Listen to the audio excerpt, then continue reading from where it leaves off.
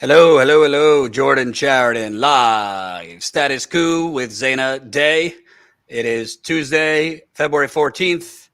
Zaina's wearing her red for love on Not Valentine's planned. Day. This day is about love, but there's just a lot of things not to love in this multi-trillion dollar corporate conglomerate we call the United Corporations of America, where people are poisoned and the government lies to the people. And we have I actually rarely get excited for a show, but I'm kind of giddy because I interviewed Erin Brockovich and she was getting me going in this interview. She was yelling in this interview we're going to air.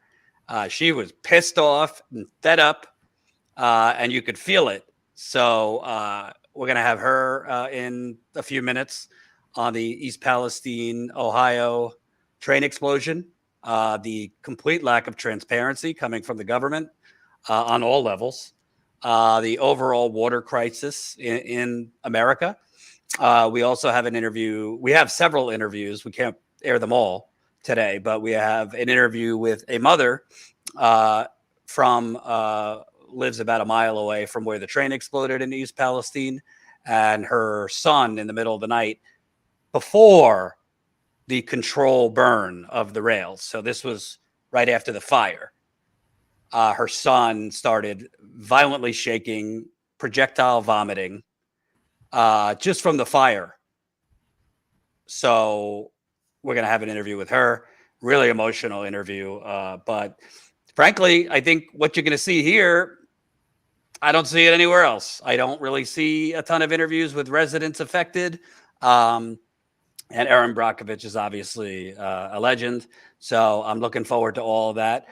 If you missed it yesterday, we aired an interview with a fox keeper who lives near the blast site of the train explosion, who has a farm with foxes, coyotes, and sadly, one of his foxes has died as a result of this train explosion. Others are sick.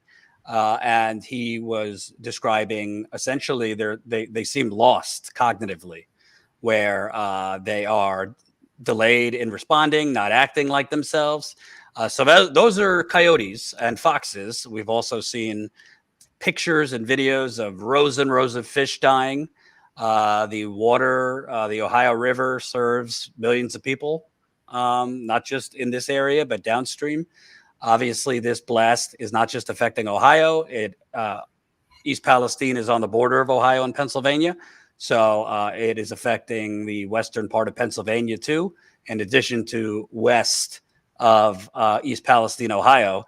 And there's been some debate online, Zaina. I don't know if I'm in the twilight zone. Some people got pissed that I said, where's the media? Acting like the media has been covering this. I don't know. I have CNN on, MSNBC on during the day, so you don't have to watch it just to hear kind of what the corporate media is covering and not covering. I've barely seen this. It's all about the spy balloon and balloons in the air. I saw last night on CNN them very, very, very, very in depth on the 2024 GOP primary. Yep. Rachel Maddow was fixated on Trump investigation in Georgia into the 2020 election. I saw nothing about this. I've seen a couple written articles at various outlets, but I don't know, for a fucking chemical mushroom cloud over the heartland, you would think that there'd be a little bit more coverage. It's print and independent media. As usual, we're not it's almost crickets from the mainstream media. I saw which we'll talk about this in a minute, but JD Vance was actually on Tucker Carlson talking about this, but unfortunately most of what they centered on were not necessarily the people there, but how woke identity politics has gotten us to this point, apparently. So even the really, I didn't know that are. I didn't know critical race theory caused the train crash. Apparently. So we're not hearing from the residents. You know, Jordan's spoken to residents. I've spoken to two this week. We're trying to get their stories, and they're talking about, you know, in their next doors and their Facebook groups, you know, they're showing pictures of dead chickens. Their pets are dying. And no one knows what the long-term effects are going to be. And the railroad company is essentially investigating itself. It's testing, you know, the waters themselves, the air, and they're barely, because the people there in East Palestine are struggling. You know, it's a poor community, so they're basically handing them breadcrumbs to deal with this. And even with that, they're latent and not helping. And there's not only crickets from the media, but crickets from our representatives. Yeah, absolutely. We're going to air the Erin Brockovich interview in a few minutes, but we wanted to start with the latest news. The governor of Ohio, Mike DeWine, he's a Republican, and smash that like button, share this live stream. Like I said, we're going to have Erin Brockovich on in a few minutes, and then an interview with a affected mother. Definitely trigger warning, bring your tissues for that one. But Mike DeWine is the Republican governor of Ohio. He's kind of considered one of your sane, you know, not a MAGA Republican. But from what I could tell, he's done very little in response to this. What we're going to learn in the interview with the mother is Mike DeWine was on the ground in East Palestine before the control burn. But as soon as they did the control release, control explosion, the governor lickety-split got the hell out of town. Go figure. So the residents couldn't do that, but the governor left when they did a whatever they're calling it, control explosion. But Colin, let's first play the clip. Sorry if it's out of order, but let's play the clip. Hold on. The reporter asking, if you lived in the area, would you feel comfortable moving back into your home? Governor, if you were to live in the area, would you feel comfortable moving back into your home?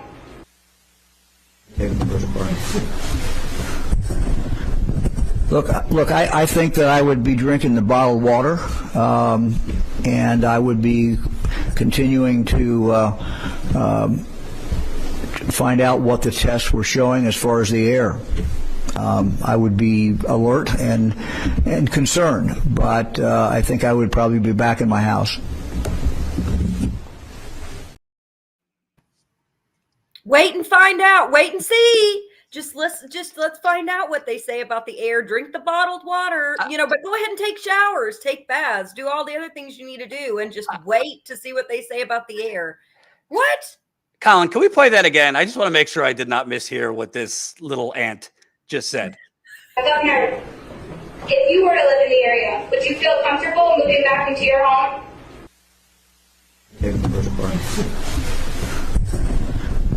Look, I think that I would be drinking the bottled water, and I would be continuing to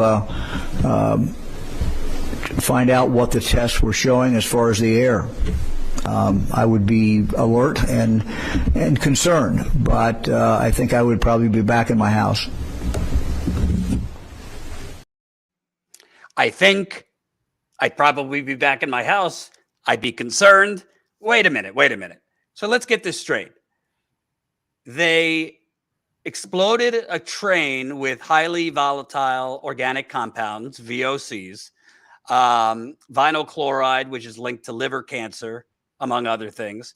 There's also a whole lot of other things. I'm going to mispronounce some of them other than vinyl chloride. You got butyl acylrate, ethylene glycol monobutyl ether, ethyl hexyl acrylate, isobutylene, non-hazardous lube oil, which it might sound fine, non-hazardous, but up to 30,000 gallons in the air is not exactly healthy for the air.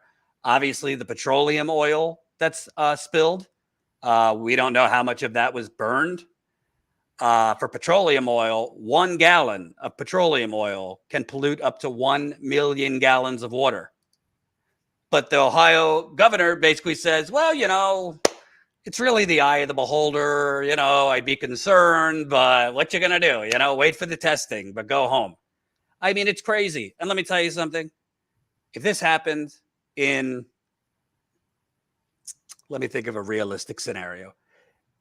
There's no trains really going, you know, rail trains going through New York City. If this happened going through San Francisco, LA, you know, a reasonably coastal community with wealthy people, or a suburb, because East Palestine is a pretty poor area.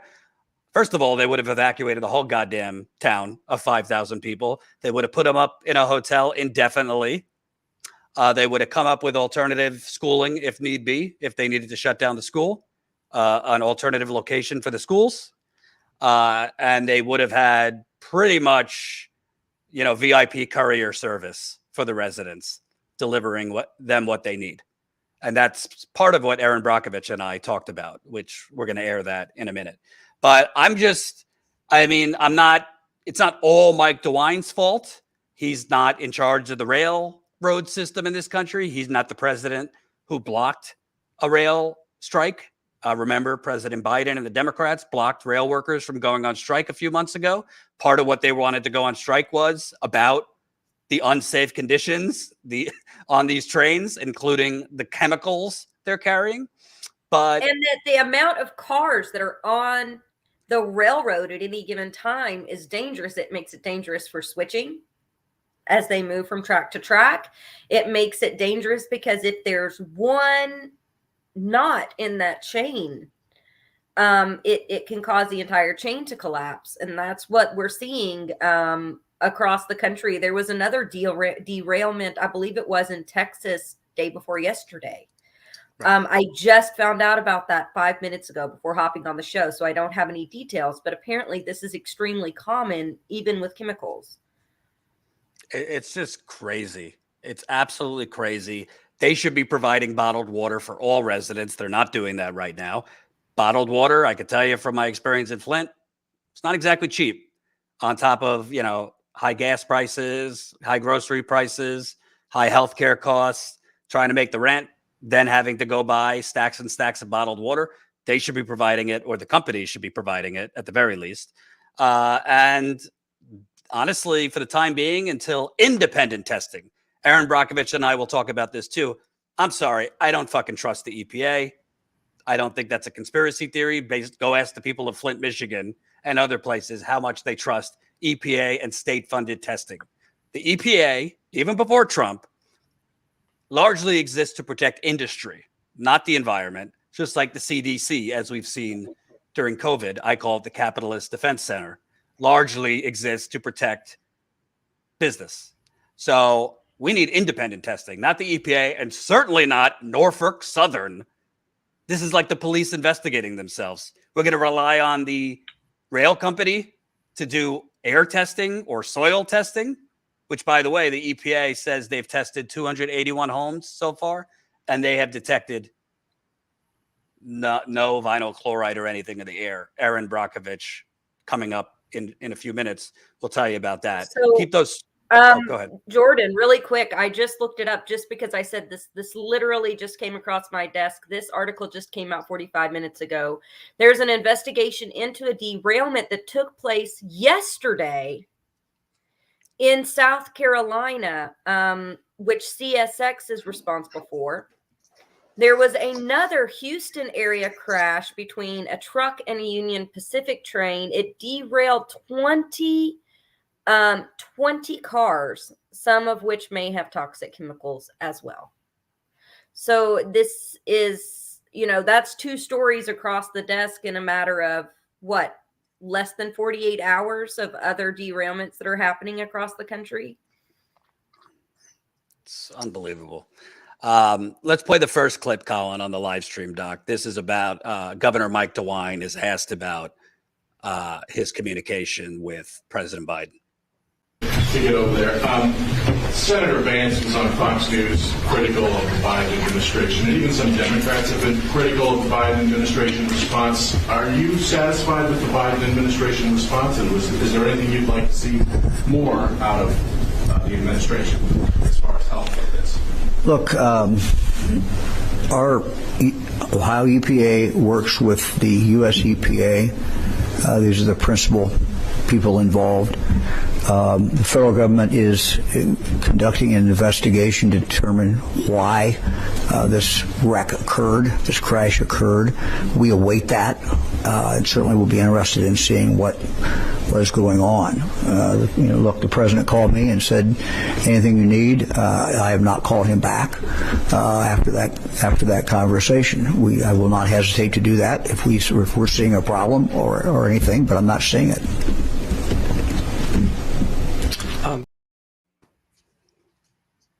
Yeah, I'll call him back if I see a problem.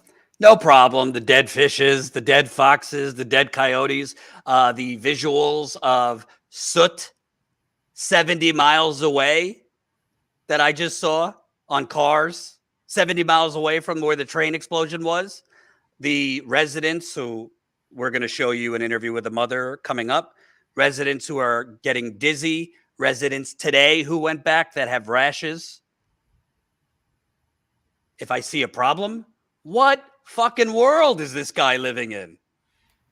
And by the way, just so people understand, because you might not understand the particulars, there's two types of requests.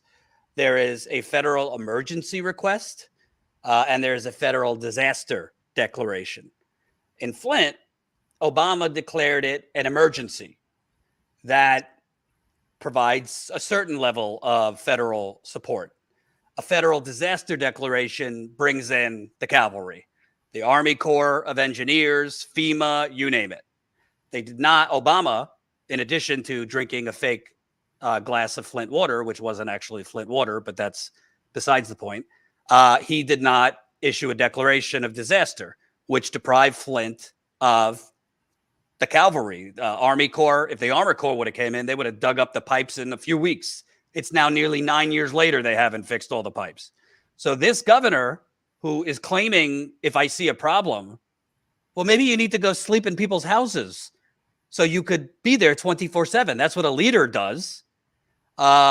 He says, I'll reach out to the president if I see a problem. He must be blind. I can't necessarily blame Biden because technically he has to have a request from the governor to do anything. I will blame him. A governor, wouldn't you ask for any kind of help you could get for your state? Any kind of help you could get? Come in, bring some testing, send the EPA in. Let's do an independent investigation in tandem with the investigations that Norfolk Southern is doing on themselves.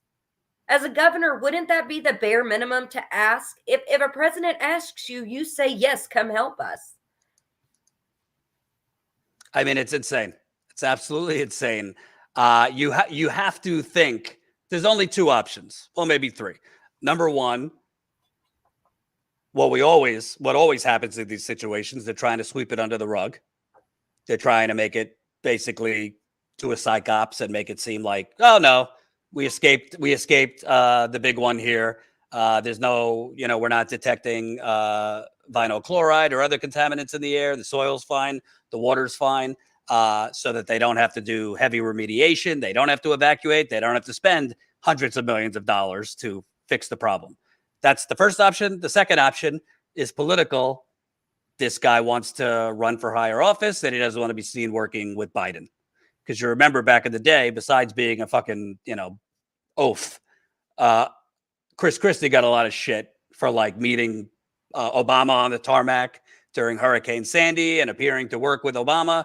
I don't know which it is, but what I can tell you, either this governor is an idiot or he's not talking to the residents and he's not on the ground listening to the residents. Because I've spoken with 4 or 5 residents in the last 24, 48 hours, and there's serious health symptoms in humans, in animals, rashes. People are dizzy, vomiting, burning eyes. This is just a few people I've spoken with. Not to mention losing their jobs because, a woman that I spoke to today, lost her job. She said folks around her are losing their jobs. There's people that don't have places to stay because it's still unsafe in their homes. Norfolk Southern changed the rules for them to receive their temporary residency checks. They're now saying you need to bring your social security card, which they didn't tell folks when they evacuated. So they're sending people away at the door. So people also not only are getting the immediate health impacts, the long-term health impacts, but they're also displaced. And they don't have the necessities. You know, there's people with babies that can't get back to their homes to get the things that they need for their children. So that's another layer of what's happening with zero assistance on the ground for these people. It's just insane. Let's play one more clip from DeWine on the third clip, Con. You've said that you fully expect Norfolk Southern to pay all the costs. You said you've gotten a commitment from them that they are going to stay on site till everything's cleaned up. Are you confident that they are going to pay all those costs? And there are reports of people having trouble even cashing these inconvenience checks. What do you tell those folks? Well, look, Norfolk Southern is responsible for this problem. We fully expect them to live up to what the CEO committed to me, and that is that they will pay for everything. If they don't, we've got an attorney general here that will file a lawsuit. So, look, they're responsible for this. They did it. This is the impact on this community is huge. Not just the physical problem that might be caused, but the inconvenience, the terror, many things. So yes, we've already seen lawsuits filed. I'm sure there'll be more lawsuits filed. But my objective is to do everything we can to get this cleaned up as quickly as we can. And I think by continuing to talk and reveal what we're doing, what the testing is showing, I hope that people will continue to have confidence in what's going on. But I understand people's skepticism, and I understand their anger. And if I lived in the community, I would be angry too. The railroad caused this problem. They're going to be held accountable. Yeah. So first of all, on the testing, I trust Erin Brockovich more than I trust him or the EPA. We'll hear from her in a few minutes on the testing, because she says she doesn't trust it. As Erin Brockovich said, she does not trust the results that they're providing. So that's number one. Number two, and keep those super chats coming. We're going to read them at the end. So keep those super chats coming. We need your support. Number two, I can tell you how this is going to go. You live in Appalachia. You know how this goes. There's been the Ohio River Valley catastrophe that the movie Dark Waters is about, where DuPont poisoned Ohio, West Virginia. That played out for 15, 20 years in court before people got justice.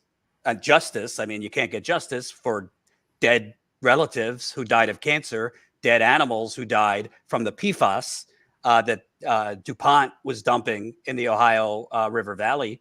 But that played out for 15, 20 years before a massive settlement. By that time, guess what? A lot of people are dead. So that's unfortunately what's going to happen here. He could say, well, we have an attorney general who's going to sue, but it's not going to, the relief is not going to come anytime quick for these residents, most of whom are poor in East Palestine. And the other thing is, who's going to pay for the medical bills? Flint, it's almost a decade later. They still don't have Medicare for all. I talked to residents who are literally bankrupting themselves paying for environmental doctors, because in that case, heavy metal poisoning and bacterial poisoning in the water, a regular internist is not going to do it. You need special environmental doctors that insurance does not cover. I talked to the two residents I talked to, Jordan. That's one very specific question I asked them. I said, are you getting medical screenings? Are there places to go to get medical screenings? Are there any clinics that have been opened up in order to screen you? No. None of that. You could go to the hospital, which, of course, if you go to the ER, what happens to your medical bills? Go through the roof. They skyrocket. So people may be avoiding getting assessed. Also, complaints possibly at the hospital about how do we report this in conjunction with what is happening on the ground with Norfolk Southern. So when you have no federal or state guidelines in place to hold this corporation responsible, they're going to do everything they can to protect themselves. And this is essentially, conservative austerity politics. When I bet you if you took a poll of the citizens of Ohio, they would say this is the damn thing we would want our taxes spent on. Help those people. They wouldn't say, oh no, let's wait it out and make Norfolk Southern pay for it and not do anything for them. It's insane. And the fact that there's absolutely zero medical options for folks. If there is no medical screening, how do they know the medical impacts? How is Norfolk Southern making those assessments? And Vanessa asks,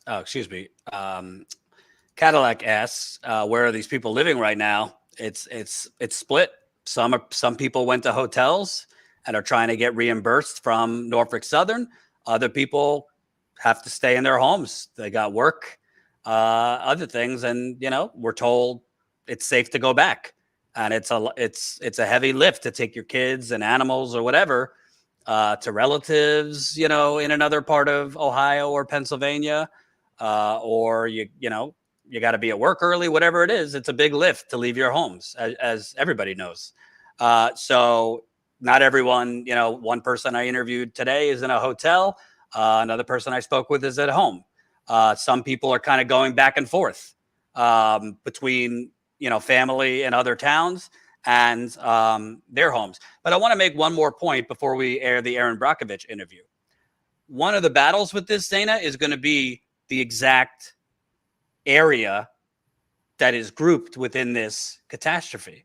Because Norfolk Southern, I'm hearing they're already trying to narrow it to the affected moving their area. Maps around. Yeah, they're already moving their maps around. Describe that. So what I have been told, and I'm still looking to confirm it, but I've also seen post online, the map area was larger. It was about 2 miles, and it was discovered that the school that folks were routed to during the evacuation was within that 2 miles. So now it's been moved over and narrowed where that school is outside of it. So there could be people on one side of the street that are eligible for these $1,000 checks they're going to give per person, or eligible for the evacuation zone money. And then folks literally on the other side of the street that aren't, because they have such a narrow window of impacted area. I mean, just imagine it cuts off at your house and the creek is still running out behind your house. You're still breathing the same air, but you can't get a check from them in order to go stay in a hotel room, which, by the way, most of the hotel rooms are 30 to 45 minutes away in West Virginia, or driving south into Kentucky. Folks are staying in like Lexington, Kentucky, or somewhere in West Virginia. So what happens is folks are driving extremely long distances to get to anywhere to stay, or going, toward Philly. So, or toward Pittsburgh. So that's one of the problems that they're facing. But on top of that, when it's such a narrow area of 1.5 to 2 mile radius, and you're talking about chemicals going into the air, chemicals going into the watershed, chemicals going into streams and potentially the Ohio River, that's insane. It's insane that you can literally be one neighbor there on the cutoff, and then the house over not be eligible for help from Norfolk Southern, which, if you want to call it help, it's not, for the breadcrumbs that they're even giving people to deal with this. Absolutely. And let's play one more clip. This one is from President Biden's press secretary, Kareem Jean-Paul, I think her name is. Because, again, doesn't seem like we're getting actual details, transparency. Should the Obama-era rail safety braking rule, the better braking technology rule that the last administration knocked out, should that be reinstated? We're monitoring the situation. I can tell you that the president has been briefed on this, and just don't want to get ahead of what's currently happening on the ground, or the reports that we're hearing. But again, I just laid out what the EPA has been doing for about a week. They've been on the ground testing the air quality. They've been talking to locals on the ground, trying to meet their needs at the moment. I just don't want to get ahead of any specifics here because, again, we're monitoring closely. Same. It's like Biden DeWine with the same line, Let me get, just so people understand what that's about. The Lever has reported on this, David Sirota's news outlet. So to Obama's credit, President Obama pushed a regulation that would have mandated rail companies like Norfolk Southern to update their brake system to more electric updated brakes. Because the brakes on Norfolk Southern trains and most trains in this country, including the trains that patron Saint Warren Buffett own, are of the Civil War era. That's how old they are. And that's why you get a lot of derailments, because you have insufficient trains and insufficient equipment. Meanwhile, these rail companies are giving hundreds of millions of dollars in stock buybacks. But I digress. They're making record filthy profits. But Obama pushed that regulation. When Trump came in, he repealed it. I don't know. Biden's been president for 2 years. I assume his regulatory agencies could have pushed that back. But we just saw that President Biden surrendered at the altar of the rail industry. Union Man Joe, big labor Joe, friend of the worker Joe Biden, literally blocked rail workers from going on strike at the end of last year. About as unfriendly, as venomous as you could be to organized labor. Of course, organized labor took it. That's not the rank and file. I'm talking about the union bosses, many of whom are corrupt and useless. But Biden could have proposed this regulation go back. If Manchin or anyone else tries to block it, go to war with them publicly. This is about the safety. This is not the only train carrying toxic chemicals across the country through communities. This is not the only train carrying oil, petroleum. We need these trains to be up to date with the best brake system and other equipment that we could have. We are, trust me, the weapons we're sending to Ukraine and elsewhere are state of the art, brand new, most of them. But American trains, the rail companies don't want to pay to upgrade the system. And we can't, in the United Corporations of America, got to show the flag. We can't, in the United Corporations of America, make corporate America do a goddamn thing and spend a dime. That, and it was just upkeep too. And they, some older equipment can last if you upkeep it properly. They never invested properly in the upkeep. One conductor in this incident, for instance, when that was one of the major complaints that they had, was not enough staff. Another complaint was outdated equipment. Another complaint was safety. So the workers have been ringing the bell on this, worried about communities that could be impacted if this exact thing happens. But instead of listening to the workers, Biden, the majority of Congress shut them down. Absolutely. Without further ado, we got big interviews coming up. First, we're going to air Erin Brockovich, who has been fighting against the EPA, the state environmental agencies, you name the corrupt agency. She's been fighting the good fight for 30 years now. She exposed the corruption and poisoning in Brinkley, California back in the 90s. Julia Roberts played her in the movie. She has been, other than myself and a few others, consistently speaking up for the residents of Flint, Michigan. Almost a decade later, they still don't have clean water. She's all over the place. And she's one of, I believe, the genuinely not full of shit environmentalists / celebrities out there. And she was pissed. I spoke with her about an hour or two ago. She was yelling in this interview. So I'm looking forward to it.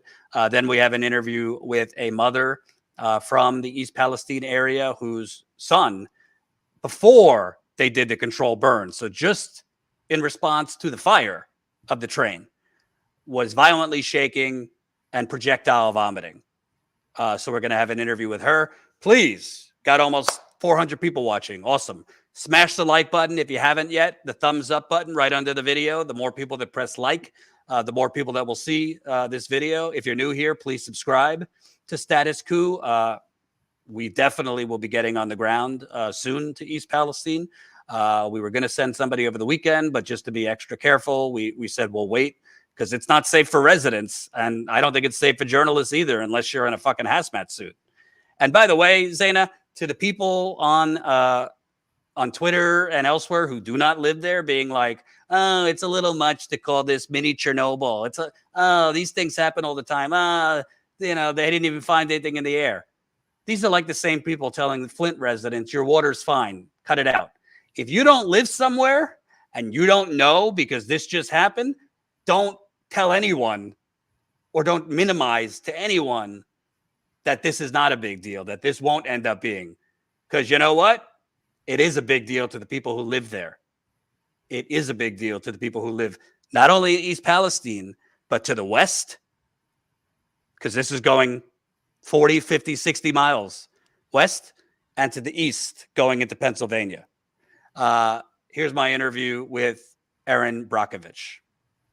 Jordan, delighted to be joined by legendary environmental advocate Erin Brockovich, who been speaking extensively on the East Palestine, Ohio train derailment and explosion, which they called a control release.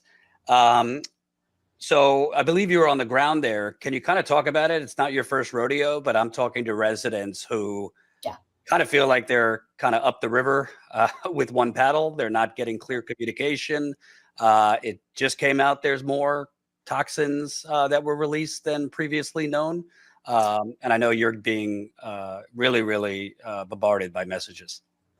Yes. So I'm not out on the ground. I have been aware since the train derailment, explosion controlled burned happened, because many of the community members were emailing me, and they were obviously concerned, afraid. Some were being evacuated. Others were outside of that evacuation zone. What was going on? They weren't getting information. What should we do? And I monitored it, not from afar, but closely through them, who was messaging me, trying to ascertain myself what was going on. And it couldn't seem to really get any answers.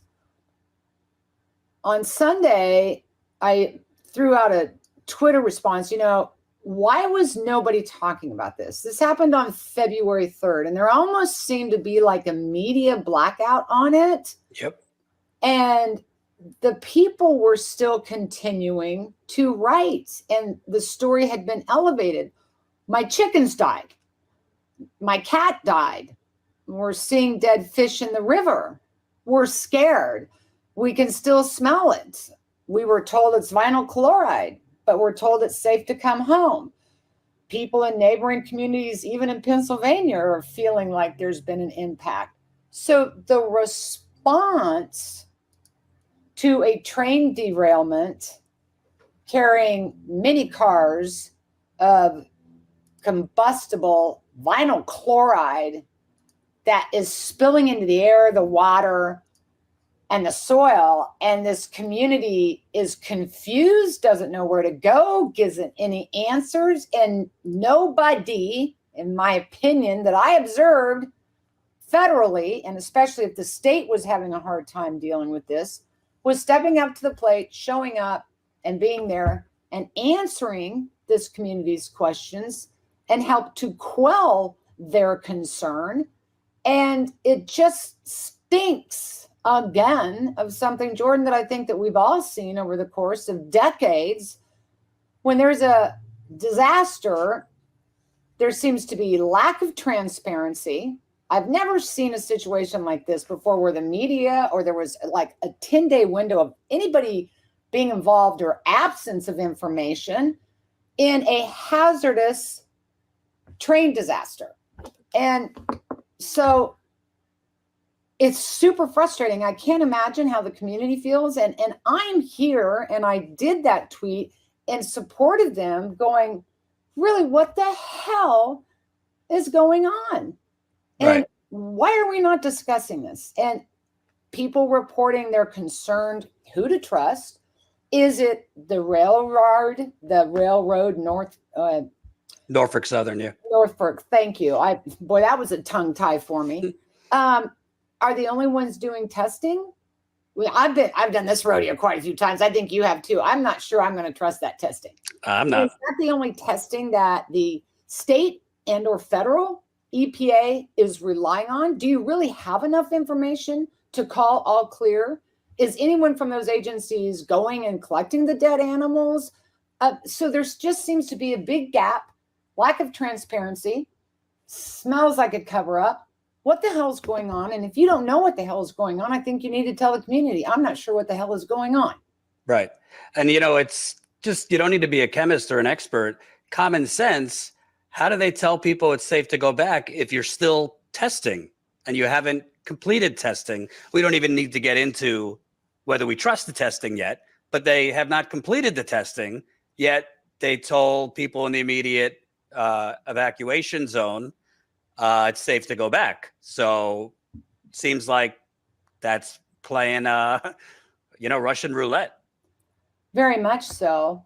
And we've seen that before. It could take weeks before we begin to uncover what the magnitude of this is. So did they, or are they letting them home too soon? And you're right, this is a common sense thing. This is a community that is feeling like nobody's seeing me, nobody's hearing me, nobody's responding to me. I'm scared, I'm concerned. What is the data that you do or don't have? Where is it coming from? And you and I both know oftentimes we find out after the fact, after you've let everybody home, after you haven't really been forthwith that, oh, Houston, we have a problem. Oh, yeah. And I think that is extremely concerning. Yeah. And I want to ask you, according to the EPA, they have tested, this was as of yesterday. Let me pull it up here. They have tested 291 homes. I've read that. And they're saying, based on that 291 homes, no detections of vinyl chloride or hydrogen chloride were identified for the completed homes. There are 181 homes that remain to be screened. I don't know where they're getting that those are the only homes that need to be screened. As we're seeing, this is well beyond just the immediate area. They're Correct. Smelling this in Pennsylvania, east of East Palestine, smelling it west. I'm seeing photos 20, 30 miles down the road of soot or stuff from the explosion. What are your thoughts? This is definitely not your first rodeo, not my first rodeo. EPA testing is often, if you want to give it the benefit of the doubt, flawed or not totally thorough. Do you trust? Maybe they're not detecting it now, but what do you think of their claims that they're not detecting it? I don't trust.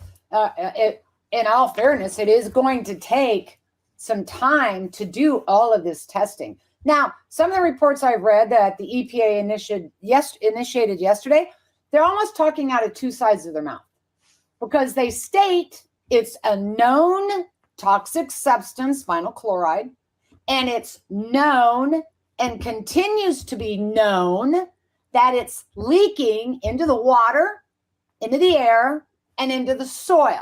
Okay, so we have that side of their story. But then over here they go, well, we tested the homes.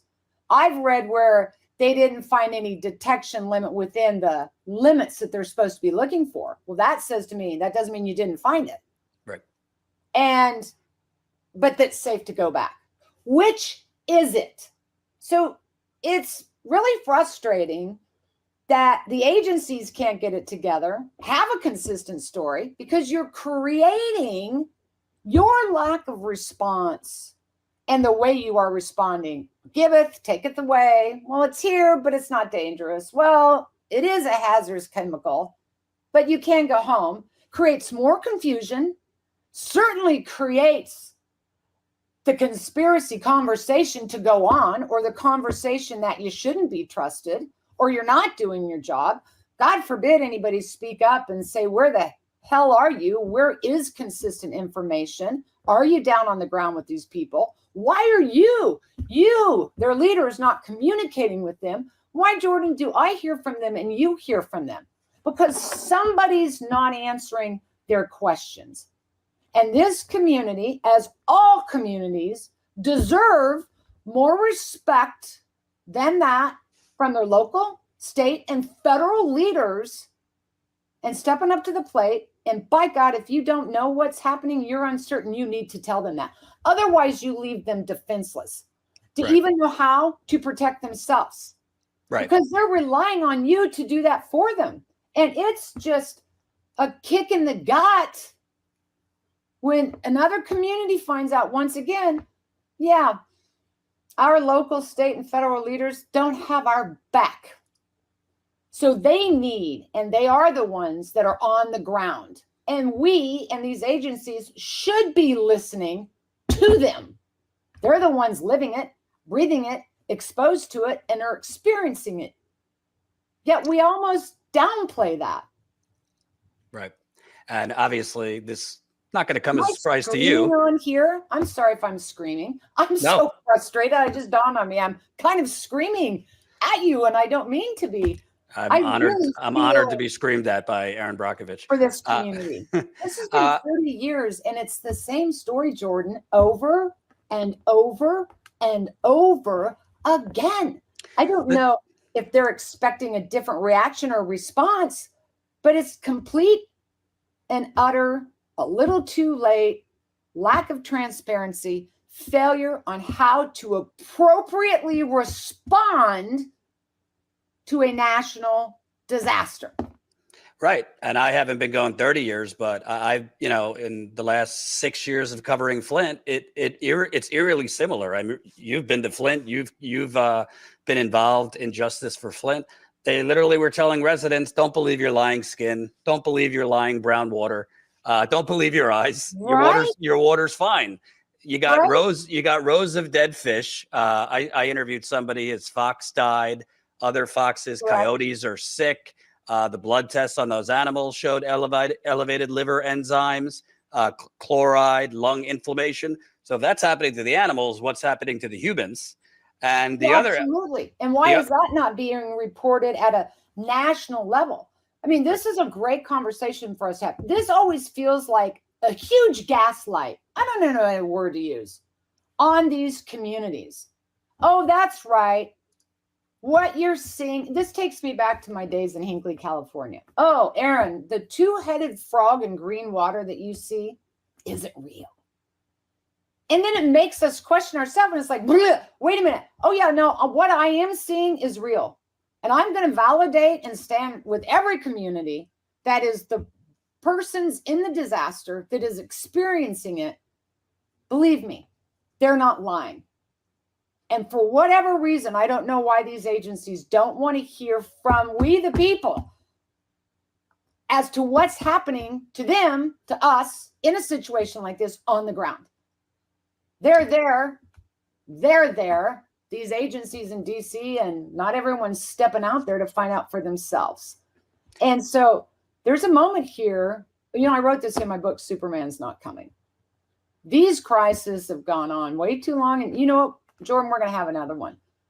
But we've got to stop thinking or being comfortable or complacent. And I say that because sometimes in my life, I too have become comfortable or complacent, or thought that these entities, agencies, and leaders who were in place were in fact going to take care of us. But we're learning more often than not.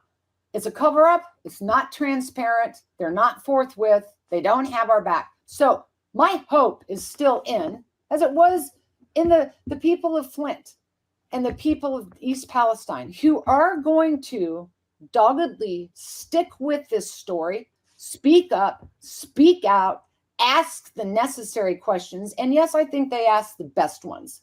Citizen science is here. Common sense is alive and well. They know, well, let's see. It was vinyl chloride. It was a controlled burn. Maybe it went bad. It was going to explode. It derailed. Maybe my chickens and foxes and cats and the fish and the coyotes being sick were gassed. What is going to happen to us? Right. So they need to band together, like we've seen in Flint and Jackson, Mississippi, and Hinckley, California, and these situations play themselves out through the United States. And they are going to have to protect themselves. So they've got to follow what they see, what they smell, what they feel, and protect themselves. Absolutely. And by the way, the rail company forgot to mention that it wasn't just vinyl chloride. They had, I'll mispronounce some of these, correct. but I'm sure you, butyl acrylate, yep. ethylene glycol, monobutyl ether, isobutylene, non-hazardous lube oil, which sounds not dangerous, but when you're releasing up to 30,000 gallons, petroleum oil, I mean, you know, because you've educated a lot of Flint residents who had to become experts in what these things are. But that's citizen science. They're alive and well, and they're smart. Yeah. And I support that. I know as you do too, because that's the only way we're going to ultimately find out what really is going on down there. Can you talk about kind of the playbook? Because I keep seeing this happening in, you know, poor Black communities, poor brown communities, poor white communities. I think the reaction tends to be differently if it's more of a affluent suburb, where they preemptively, if it's, you know, lead lines, will take out the lead lines preemptively before there's a problem. If something like this happened in a wealthier area, they certainly would have folks out of that area. You might have the governor asking for an emergency disaster declaration, which Governor Mike DeWine of Ohio, as far as I know, has not requested that yet to the federal. I haven't seen that either. So what, in your experience, does the actual areas these are happening and the makeup of the residents and frankly, poverty play a part in the sweeping it under the rug? Well, they actually do, because I don't know if there's a perception or idea by those leaders or those agencies that they're just not going to figure it out. They're just going to run the clock on them, which I think is a huge mistake, because they are figuring it out. They will figure it out. They do count. They do matter. They do have a voice, and they're learning how to really start using it. And bravo for that. But oftentimes they are dismissed because they think they're not going to find out, or they're not going to understand what it means. I mean, it's an entire learning curve. And I've seen plenty of communities willing to go and do that. And they have a great sense of common sense. And they know something's wrong, but they get pushed back on or suppressed or repressed because they're told, oh, you shouldn't ask any questions. And if you do ask any questions, they're not smart questions and you don't know anything. I mean, I've been here, done that. When I started my workout in Hinckley, my gosh, I was 31 years old. I'm 62 now. Dare I date myself? But everyone told me, you're not this, you're not that, you're not a doctor, you're not a lawyer, you're not a scientist, you don't have a good education. So what is it you should know? Well, my gosh. And I think all these communities are learning, I don't need to be any of that to be a human, to matter, to count, and to tell you what I'm looking at, what I'm experiencing, what I'm drinking, what I'm smelling. Is it right? Can I ask you about the media? We started on, it was almost like a blackout, but this is not either of our first rodeos. I mean, honestly, to me, sometimes I feel like I'm in the Twilight Zone where I break the story, and it's really hard to break important investigative stories about environmental calamities, cover-ups. But the harder part is getting the media to give a damn. I mean, aside from a couple articles here and there, or in many cases, local media kind of regurgitating whatever the agencies tell them, pushing out data without any investigation, whether the data is credible. It's swept under the rug. We're told, the water's fine, the air's fine, whatever it is. And in this case, I mean, I'm sorry. I guess people are worried about the spy balloon, but there's more coverage of that on CNN than a chemical mushroom cloud over Ohio and Pennsylvania. Why is the national media just ignoring this mostly? Well, they're not now. Boy, I sure saw a lot of national media on it last night. And Good. I asked the same question you did. This is how this kind of just, in some regards, blew up. I just asked a simple question on Twitter. Why nobody talking about this?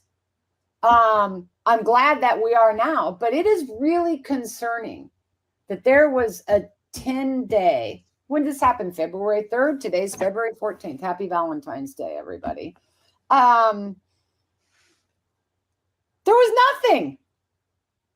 And then a reporter got arrested, last Thursday? I think that started rattling, certainly some curiosity in cages. But you ask a great question. I asked the same one. Where were you? How does that happen? That we have a train derailment of 10 cars carrying a very toxic substance that's going to explode right in a community of 4,500 or about 5,000 that's suddenly under emergency evacuation orders, not make the news. It's crazy. Also, I want to ask you. I don't know the answer to that. On the water end, not that you asked me to plug your book, but you wrote a great book. I finished it recently before my newborn. Congratulations. Oh, thank you. Superman's Not Coming, Our National Water Crisis.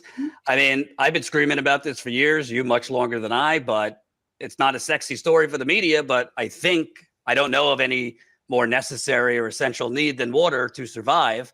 There's a water crisis in America between lead, PFAS, whatever else is going in the water now.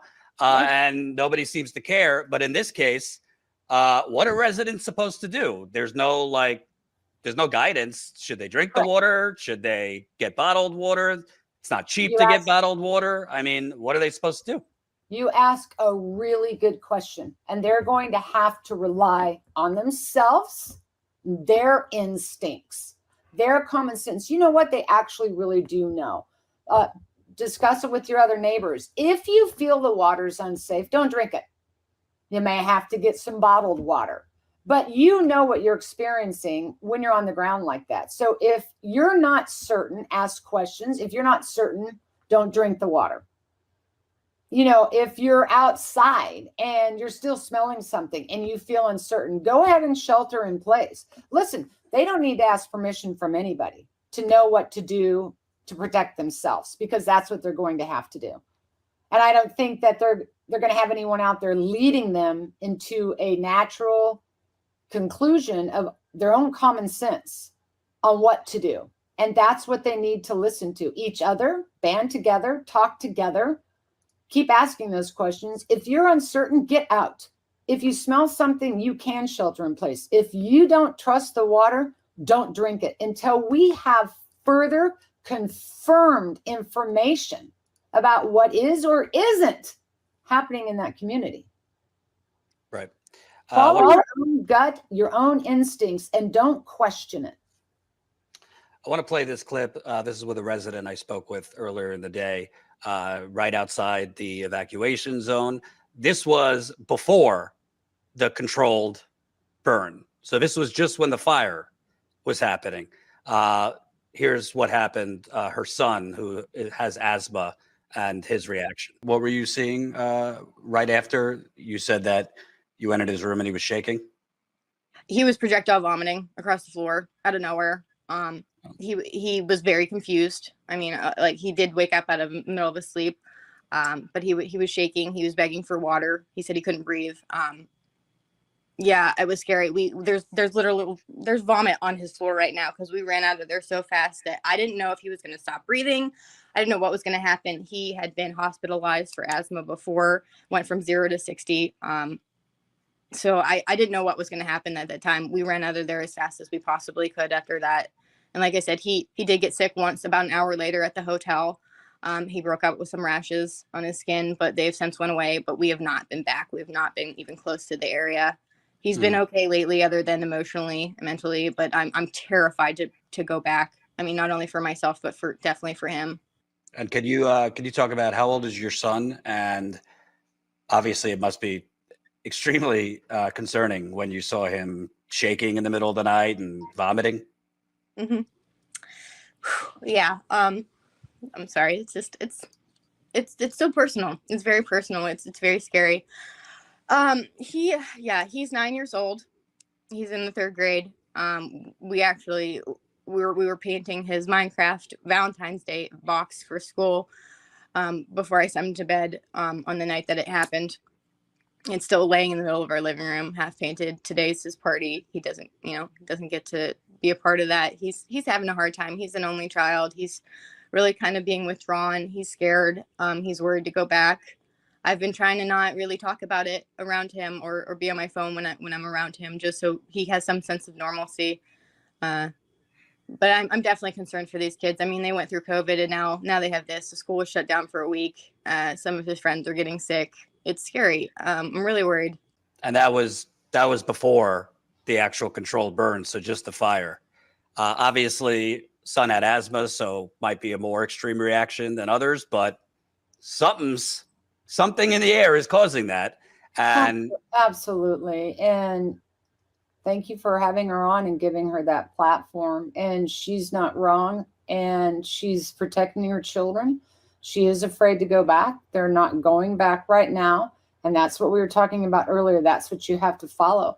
And that was very frightening for her. And, vinyl chloride is combustible. And when you breathe it, it can cause acute respiratory. So with asthma, it might set somebody off that much quicker. And so what more does anyone need to talk about when you hear a mother like that during this situation go into an asthma attack, projectile vomiting, they're being evacuated, that something isn't wrong because something is wrong.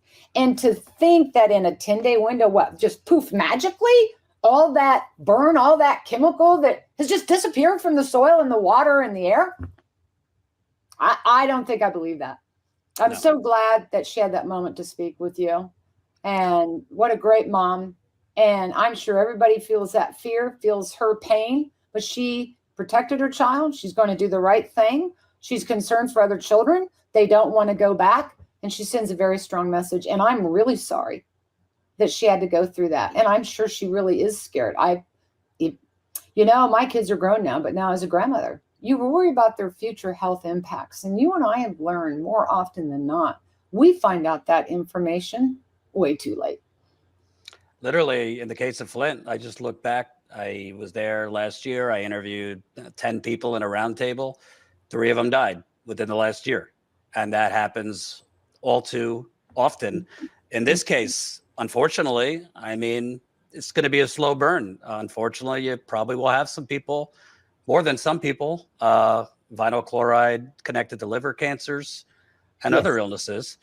You'll have legal battles for the next 10, 15 years, eventually maybe a big settlement. But by then, how many people will be permanently correct, sick or dead? Correct. And I am glad the law is there and we do have these settlements that you hope can help make people whole again. I don't know how you ever make anyone whole again that you've poisoned, who's shortened their life, or they themselves will get cancer, or somebody in their family or a child. We have to do better than this, Jordan. And this is a systemic problem.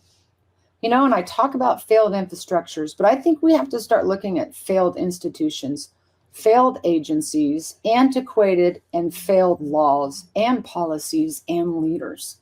Yep. We have got to change the way we do business, the way we conduct and treat our environment moving forward, or we are, I really think, in for some trouble. We're at that fork in the road and we can't afford. It's frustrating to see the government kick the can down the line on these issues, just like industry does. We can't afford to kick this down the line any further. My gosh, our greatest commodity, the greatest gifts we have in this country. It is our land, which we no longer can grow food on from forever chemicals, to our water, and to our people. And all of it is being damaged. This isn't a fire drill. This isn't like some earthquake drill. This is happening. This is real. And shame on us. We aren't prepared for these issues. We should be. That's part of the problem. Right. And so I think it's imperative that we no longer kick the can down the line, and we are going to have to push hard to change not only just, look, we have lawsuits. We have to change policies. We have to change some of these ideas of how it is we think we can treat this environment. And we have to understand whatever we put into practice back then, Jordan, isn't serving us today, and it's not going to serve us going forward. And I think, in part, we as the people, we need to speak up a lot more and a lot more loudly. Last question. Obviously, there's plenty of political blame to go around. If people don't know, under President Obama, he proposed regulations that would mandate these rail carriers to update their brake systems. That's part of why these derailments are happening, because they have very, very old, outdated equipment. When Trump got in, that was repealed, unsurprisingly. Obviously, President Biden, as far as I know, hasn't spoken up about this. What is the role of political leadership? Governor DeWine of Ohio, that mother I spoke with told me DeWine was in town, but sprinted out after that control burn. And has not. And, right? Yeah, and hasn't, as far as I can tell, has not given guidance or even issued an emergency declaration. And I don't see anything other than the EPA testing from President Biden. So what do you think needs to be done? Well, look, our railroads is a federal issue, right? We've had a little more few train crashes than we should have, even in the past few weeks. I mean, just back, November 2022 in Louisiana, hydrochloric acid, there was a big train derailment. I know that there was one in Houston. We're looking at this one now.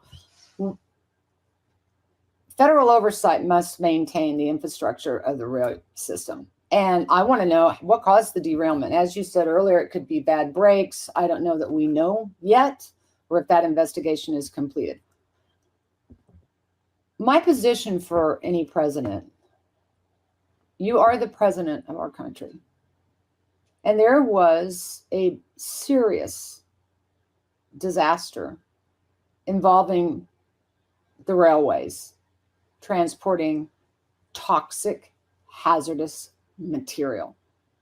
What else are we not knowing? Was the weight load wrong? Did you load too much up? Did you try to squeeze too much into 10 cars instead of 20? There's a lot of unanswered questions. But these people deserve acknowledgement and to hear from you. At least I'm aware of the situation. I'm overseeing the situation. Had it been a plane crash, she probably would have showed up on ground. Had it been a huge fire, would have shown up on ground. Why is it you're not there? And you are president of this country. There has been a disaster in this state. It is toxic chemicals. It is being transported. It is crossing other state lines. What will the outcome be to the environment? But most importantly, take the time to hear from the mother that you just interviewed and others like it.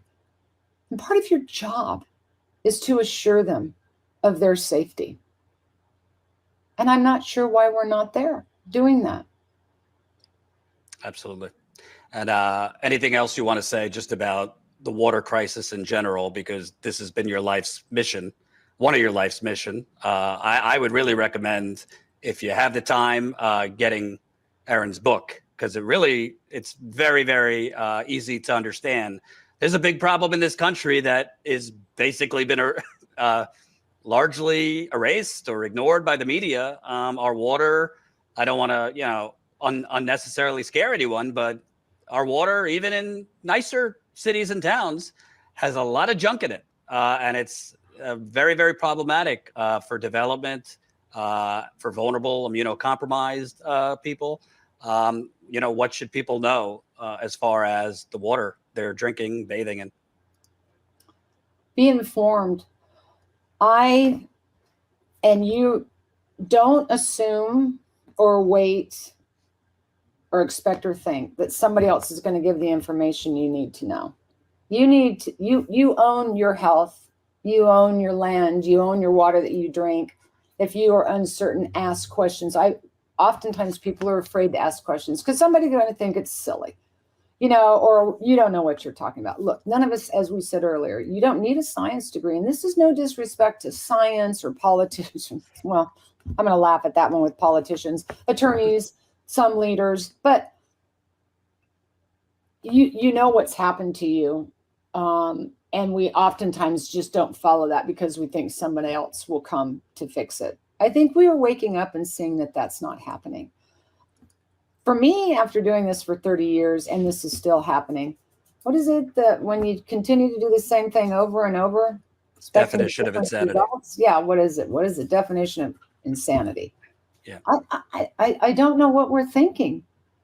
And I think it will take us waking up and pushing back in numbers, state by state, community by community. This just can't continue to go on to the detriment and of everybody. And this is where, stop the politics up there. This isn't an issue that belongs to right or left. This is everybody's issue. Everybody. And the tit for tat, the constant jabs, and you said this and you said, it's enough already. How can you be our leaders and expect us to respond appropriately when we're watching how you're leading? We, the people, will get it together. But there are days that I feel like crying. There are days that I honestly could pull my hair out and I'm frustrated and I feel like I'm down the rabbit hole with you. But I'm not going to get stuck there because I still believe, and the hope is, in us, in this community in Palestine. They know how to deal with this. They will get themselves out of harm's way. They will get the answers they deserve. But they have to not be afraid to speak up, speak out, and just at the end of the day, hold your ground. This is flat out wrong, and I need some answers.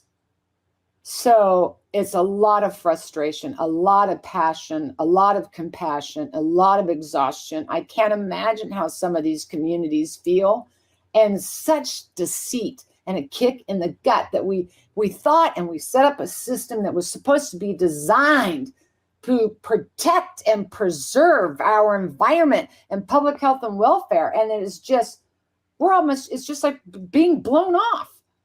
It's hurtful. And no wonder this country is so angry. But I don't want us to lose the hope in us and each other and standing together in a fight for clean land, safe water, a safe environment to raise a happy, healthy family. Amen. And thank you so much. I mostly think most journalists, experts, advocates are full of shit, but I've always admired you. And appreciate that. You are the definition of actions speak louder than words. So thank you for all your work, because people don't know. I mean, you're flooded at all times, including from me, emails and people asking you for help. And you are just really an inspiration, I think. Well, so are you. And again, the work that you're doing, and it started in Flint, and you've created this platform and you're reaching out to the people. That's what it takes. Oh my gosh, I feel like the Beatles song, I am you, you are me, right? We are all together. Yeah. Thank you for what you do. And just sometimes I always feel like I have to apologize for my rant, but this is passion. This is compassion. And this is frustration. And that interview with your mother, I wish her well. She's a good mom. And I'm going to believe and trust in that community. They will stay together, and they're going to get through this. But we're going to have to all push for more information from the agencies and from a media source to get them those answers. The damage has been done and the horse has left the barn, but how we handle that situation moving forward, which right now I think is being handled very poorly, will make a big difference in the outcome. Absolutely. But Thanks for thank you, taking- Jordan, so much for all that you do. I do appreciate it. I know a lot Absolutely. of people do. Thanks for taking the time. Be well. Thanks for having me. You be well too. Zaina, can you hear me? I think she said it all. You know, Wait a minute. disappointment, the anger, and she's been doing this for 30 years. This fight, where, you know, moments where it looked like things were going to get better. I'm sure promises made. I've read a little bit of her book about, you know, it speaks of some of the promises that were made. And I just want to say, we're in the same spot that we were, if not worse, in a lot of areas than we were ecologically and infrastructurally from 30 years ago. I just want to say,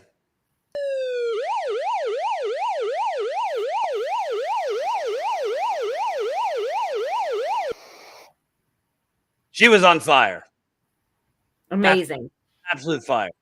I try not to be a stand for anyone I interview, but I got to tell you,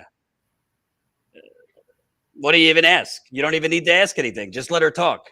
This Erin Brockovich has seen it all. A lot of people don't know because obviously, you know, she doesn't have cameras with her, but she still goes around the country to a certain extent in communities you've never heard of, fighting the good fight. It has helped me, inspire me on many days where I feel like, why the fuck am I doing this? Why am I continuing to hit my head against the wall? And with Flint and many other stories I've covered, particularly on water and environmental issues, but she is the quintessential example that you gotta. And I think something she consistently says that's really important, and the people of East Palestine are going to have to find out, and surrounding areas that are going to be affected by this, because it's not just East Palestine, but you're going to have to become your own advocate, sadly, because as her book said, Superman ain't coming. A lot of people, I know the first time I spoke with people in Flint when I was there, you don't know any better. You think the EPA is going to come and help. You think your elected officials are genuinely there to help you. You think the president or the governor or the mayor are going to do everything possible. And then as time goes on, you realize they are doing everything possible to sweep it under the rug. They're pouring a shit ton of money into PR campaigns to declare it better and improving, whether it's the air, whether it's the water, whether it's the soil. Then whistleblowers come out and you learn, holy shit, they knew about these things decades before. I'm sure we'll find out that this rail company knew of the risks, knew of the equipment, the faulty equipment they had once there's an investigation. The cover-up, I just told a reporter who's there, the cover-up does not happen while all the cameras are gone. The cover-up starts when all the cameras leave, and they're going to leave soon. I tweeted yesterday or the day before that I've never seen a media blackout like this. It's been a little better in the last 24 hours with a little more attention in terms of CNN, MSNBC, New York Times, Washington Post. But I don't know, call me naive. I think if there's a chemical mushroom cloud over the heartland of America, maybe it should be leading newscasts at night. Maybe reporters should be asking the EPA and other agencies, why are the people still there? Maybe we need reporters outside the headquarters of Norfolk Southern finding out who knew what when. Maybe, as you're doing right now, we need investigations into the politicians that took money from Norfolk Southern and why are they mysteriously silent? Or they are speaking, but making excuses for the rail company. We'll have that story on Substack probably tomorrow on the politicians. Tomorrow morning. You could describe. You've been looking into Dems, Republicans, taking money from Norfolk Southern, and it seems that their response is not very critical of Norfolk Southern. Nothing. Crickets. Only one person out of the 7 individuals who have taken money in Ohio from Norfolk Southern, and none of the folks who took money in Pennsylvania, because we looked there because remember, it's right on the line. It's right on the Pennsylvania line. So it can very likely impact the Pennsylvania community that's right next to East Palestine. So we're not hearing from any of these individuals. And I will say one of the, and I'll just I could throw it up on screen just really quick. We can see the names, and the story will be coming out tomorrow. We have Troy Balderson, $10,000. And this is from PACs. So this isn't necessarily from the workers or the individuals. Mike Carey, $10,000 in PAC money associated with or directly from Norfolk Southern. Chantel Brown, $7,500. And even Chantel Brown and Joyce Beatty with $5,000, they're silent on this right now. Not a peep, not a word. Chantel Brown, who beat Nina Turner. You know who's not silent about this? Nina Turner. She ain't silent about it. But those are all Ohio representatives. And by the way, I did a quick skim earlier. I saw James Clyburn got $10,000 from Norfolk Southern. Haven't heard a peep. Steny Hoyer, who was the whip or one of the high ups in Pelosi's mafia, he got 10 grand. Yep. A bunch of Republicans got money. You might say, 10 grand, what's that in politics? Well, it's enough to shut them up, apparently. Not to mention Norfolk Southern gave, which this will be in the article too. We're focusing on, the representatives in Pennsylvania and Ohio mainly, but it's also important to note that Norfolk Southern has given hundreds of thousands of dollars to both DNC and RNC, Republican National Committee and Democratic National Committee PACs. So that money from those PACs get filtered out to all kinds of candidates, even candidates that supposedly, or representatives that don't take corporate money. So we call that backdoor dark money.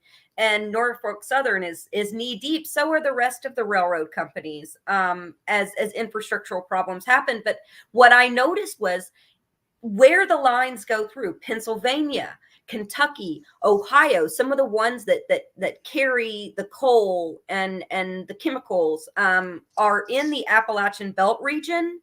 Have some of the most dangerous congestion as well as chemicals.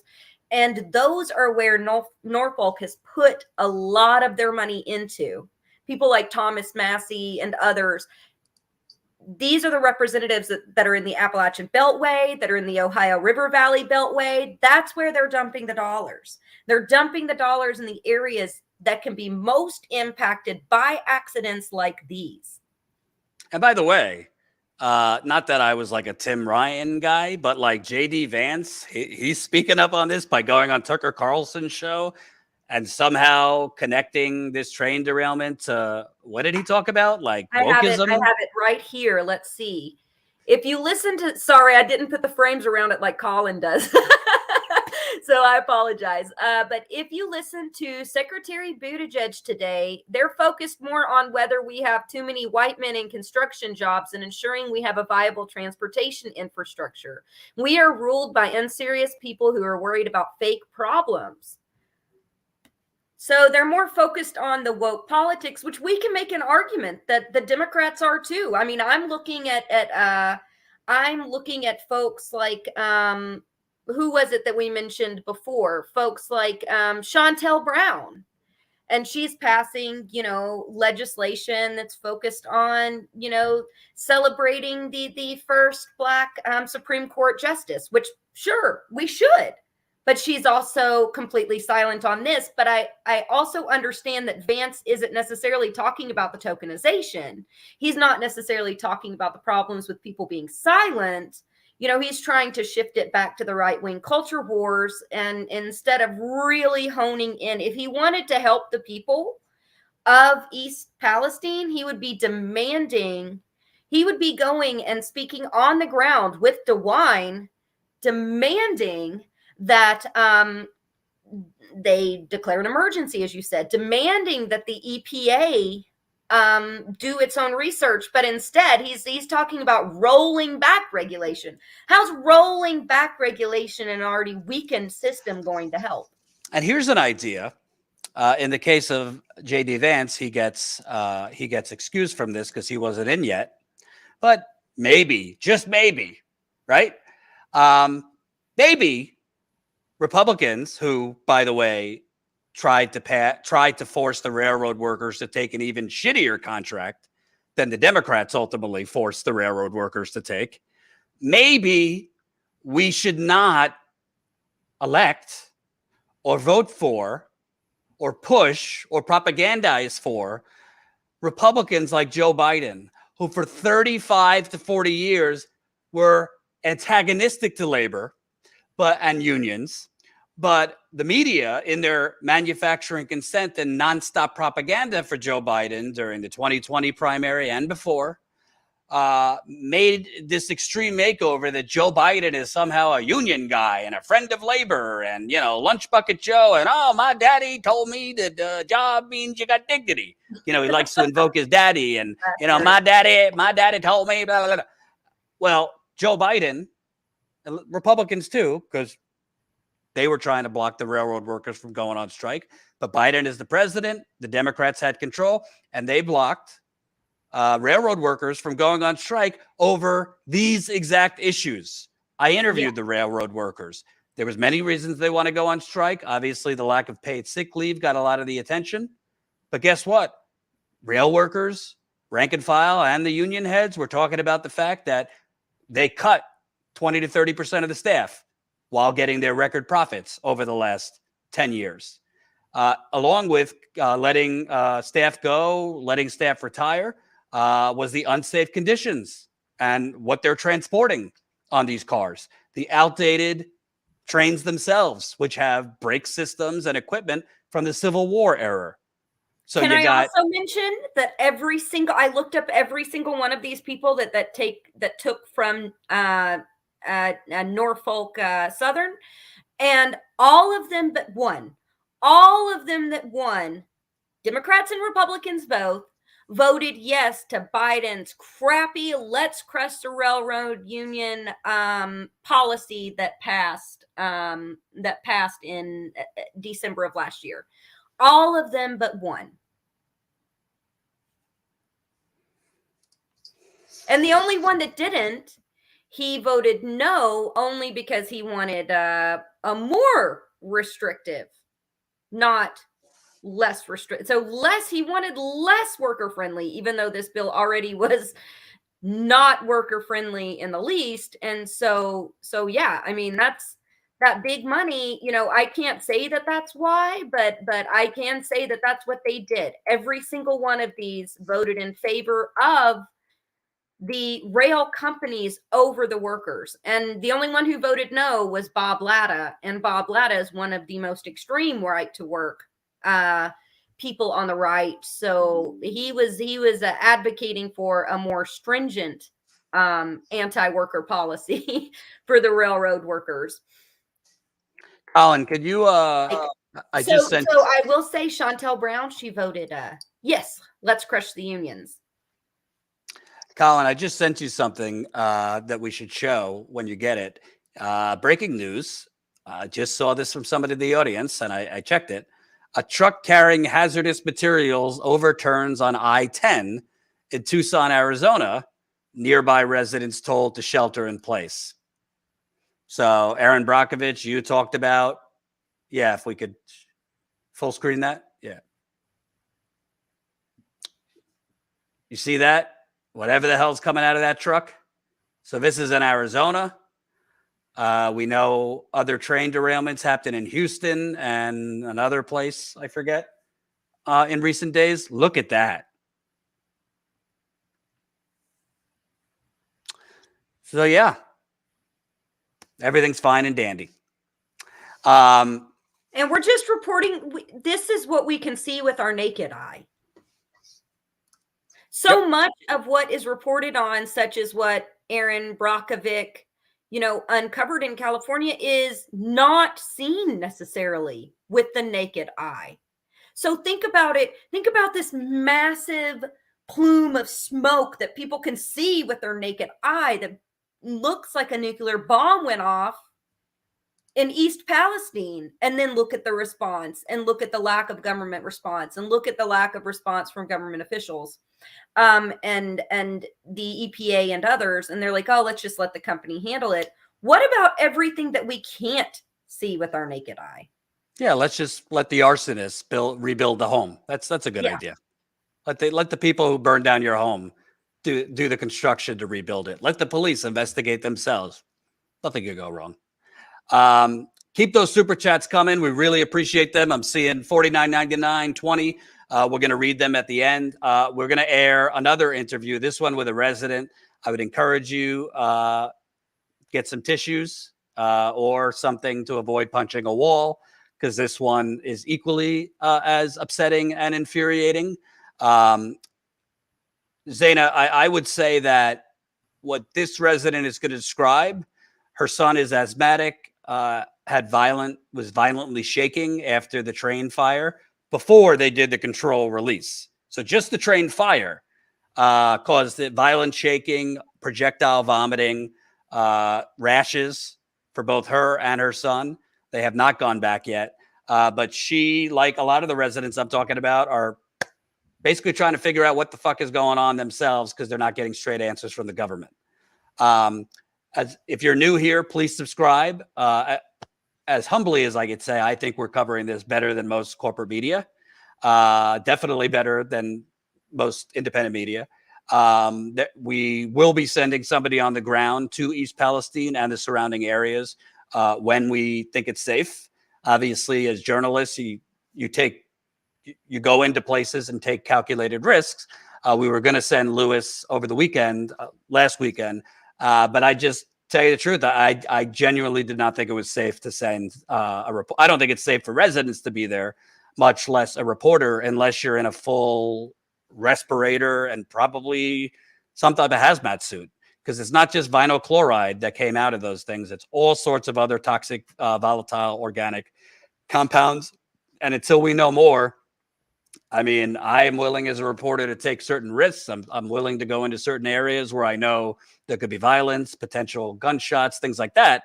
But with this, it's not potential. We know there is a mushroom cloud, and I am hearing from residents coughing, dizziness, vomiting, rashes. So I don't think it's particularly safe at this minute, and we want to keep anyone doing reporting for us as safe as we can.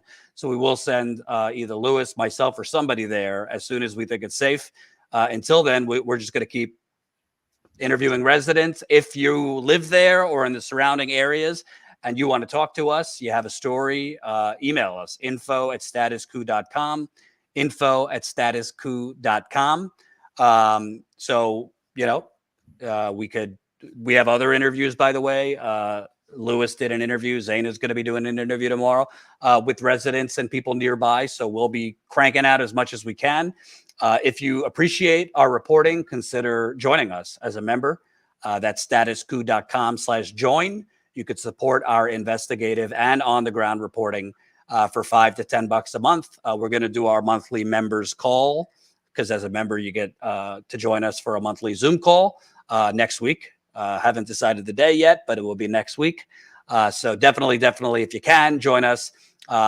Everybody, obviously not everyone can afford $5 to $10 a month, but if you can, I think it's better than a burnt cup of coffee from Starbucks or whatever else you're spending $5 to $10 a month. Because we actually, contrary to most of the punditry and bloviating on YouTube, we're actually covering the stories that corporate media usually cover up.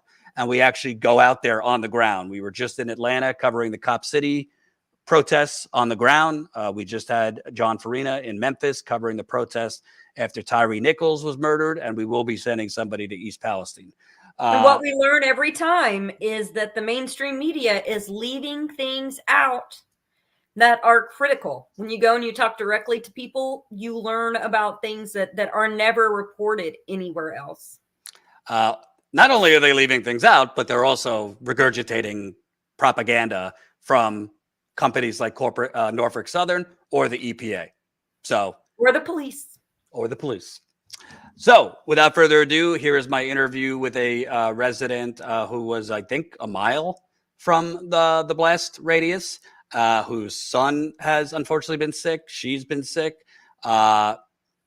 It's just an unbelievable. It's just unbelievable once you hear what the residents are dealing with. Here we go. Jordan, delighted to be joined by Juza. You and your family live a mile outside of the train explosion in East Palestine. And like many there have had a real hectic week or so. And unfortunately have had some symptoms related to the chemicals that are raining over your area. Can you first describe when did you hear that this train had derailed and, you know, they were about to, quote unquote, slow burn it? And what did you and your family do? So when it first happened, my son actually was the one who noticed it because he saw the smoke before anything. He saw the smoke, and we live close enough to the tracks that you can kind of see the train crossing through some houses. And he thought he saw the lights on it, which meant this train was stopped, and we saw the smoke coming up. So we didn't really know what to make of it at first. And then we started hearing the sirens, the fire sirens, and emergency vehicles. I mean, we had 50 different fire departments show up. But at first we didn't know what it was. We didn't know what was burning. We had no idea. We actually took a walk a couple blocks down when we kept hearing sirens go by because we didn't know anything. We didn't get any notifications on our phone at this point or anything. So we walked down a little bit, and then I realized how big this fire really was. The road started getting blocked off pretty early on. People were just kind of swarming to the site at first. And I started feeling dizzy actually walking those 2 blocks of town. And this was maybe about a half hour after it happened. And I started feeling weird, and I said, you know, we better get back. We better get out of this air. So we went home, and I'd been following it after that. We just kept hearing more sirens. And that was like around the time where we got the notifications on our phone that there was an evacuation order. At this time, I don't think we knew that it was toxic chemicals. We just knew it was a fire, and it was like a big train fire. And so we got the notifications on our phone, and we were right at the mile marker. So at this point, we just so they were actually evacuating people to the school building, which was a lot closer to us than we were to the fire. So we thought we were good. I mean, we were closer to the place they were evacuating people. So we thought we were all right. All our neighbors were under a shelter in place order at that time that were outside of that mile radius. So we shut up all the windows, shut up all the doors, and I didn't sleep. I was really concerned because people were starting to question what was on the train, and the smoke started really burning people's lungs, burning their eyes. People were getting dizzy, feeling sick. So, and that's even inside your house. You were feeling that way?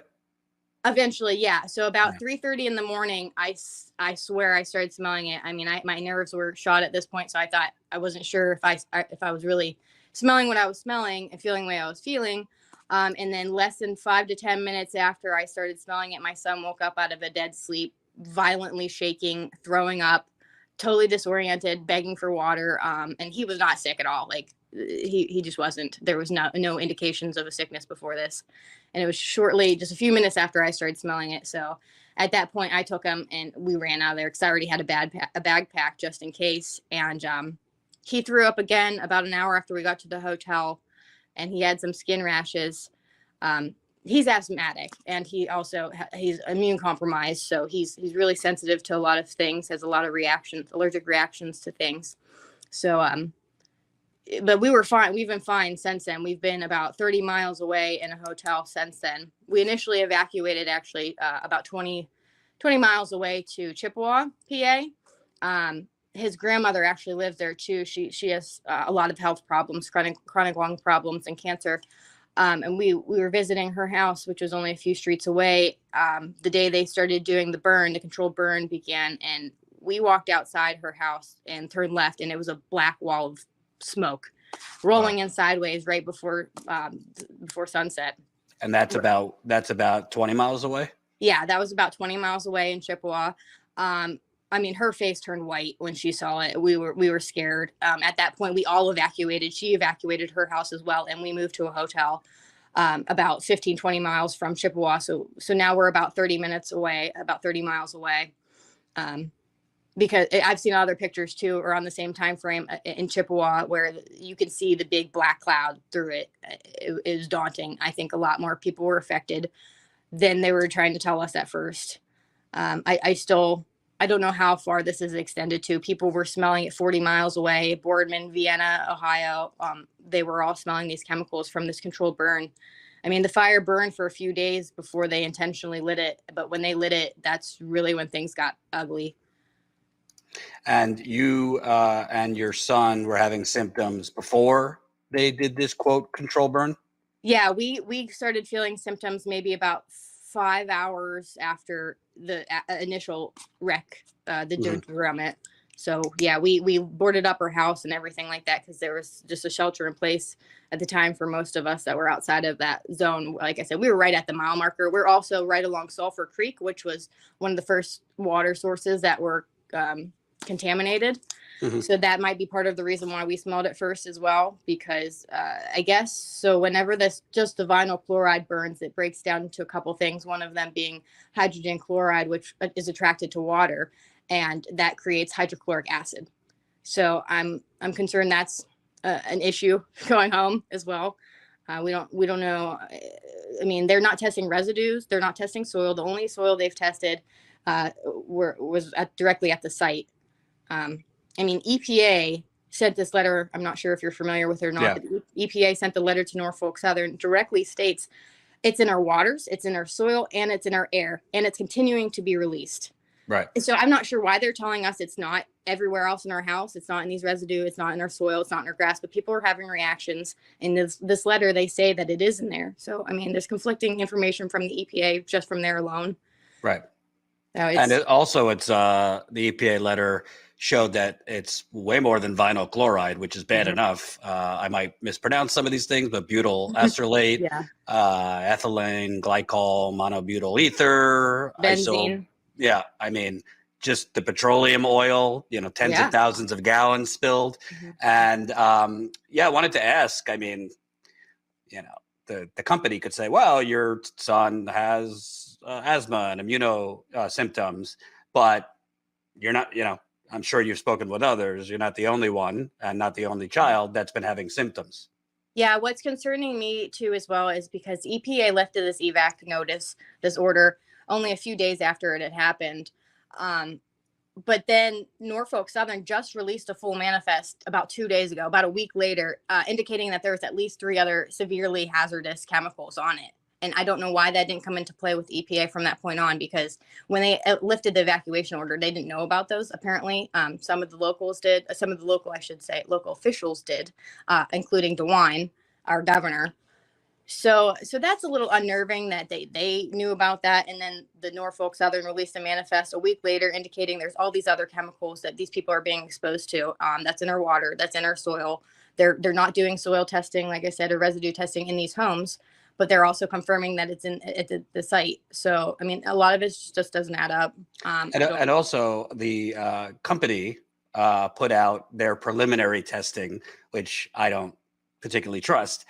So they say they tested a couple hundred homes inside and outside for the air and found no contaminants. Well, you don't have to be an expert. Why are people feeling sick if there's no contaminants? Exactly. I've seen a lot more posts this morning that are very concerning to me because the schools opened up yesterday, was the first day back. And there's kids that are developing rashes in the school while they're at school. The school's nurses are calling parents at their homes, telling them, this is going on. They're coming home with all these horrible, they look like allergic reactions. It looks really bad. These rashes people are having, these babies, it's terrible. These people that have been home for a few days are all, having these issues. Not only that, but they're also having respiratory problems. And that goes hand in hand with, if you look up the CDC MSDS sheets for these chemicals, it clearly states that, yes, you will have those reactions even at small doses. And it also, in a lot of those MSDS sheets, clearly states that they do adhere to fabrics and it does adhere to plastics. We're being told by the EPA that it does not do that and it doesn't settle. There's also a cleaning company that's not the one being paid by Norfolk Southern. It's a separate one out in North Lima, Ohio. The woman, I haven't talked to her personally, but my friend is getting treatment done on her home through them. And the woman worked there for about 20 years. She said she's extensively researched CDC guidelines for these materials just solely to like help people in East Palestine. And her information that she's received from the CDC is conflicting with what the toxicologists are saying, that Norfolk has hired the toxicologist.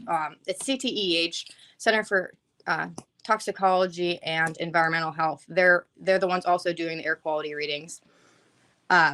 But yeah, it's conflicting information because they're telling everybody that it's not on any residue, it's not on your grass, it's not anything like this. But if you look directly from the CDC, it can. So I feel like we're being misled. Absolutely. And also, I mean, common sense, you know, people complain about the police investigating themselves. I mean, why is the EPA relying on the company to be doing any testing? I mean, I'm not sure why Norfolk was given the narrative from starting. I mean, they're the ones who contracted this cleaning company who literally only deodorize and sanitize hazardous chemicals. Like, have we all passed 8th grade chemistry or not? Because, I mean, I don't see what their qualifications are to handle something like this. This shit just doesn't happen in these quantities. So they don't really have any big experience with these hazardous chemicals. I don't think deodorizing and sanitizing something that's not even biological is practical. And I mean, and of course, I mean, they're getting paid by Norfolk, and the air quality people, they're being paid by Norfolk. They're supposedly working with EPA, but I mean, these EPA readings and stuff, it's not conclusive with things if you find on the CDC's website for some of these chemicals. Just the basic MSDS sheets, like, it's just conflicting material.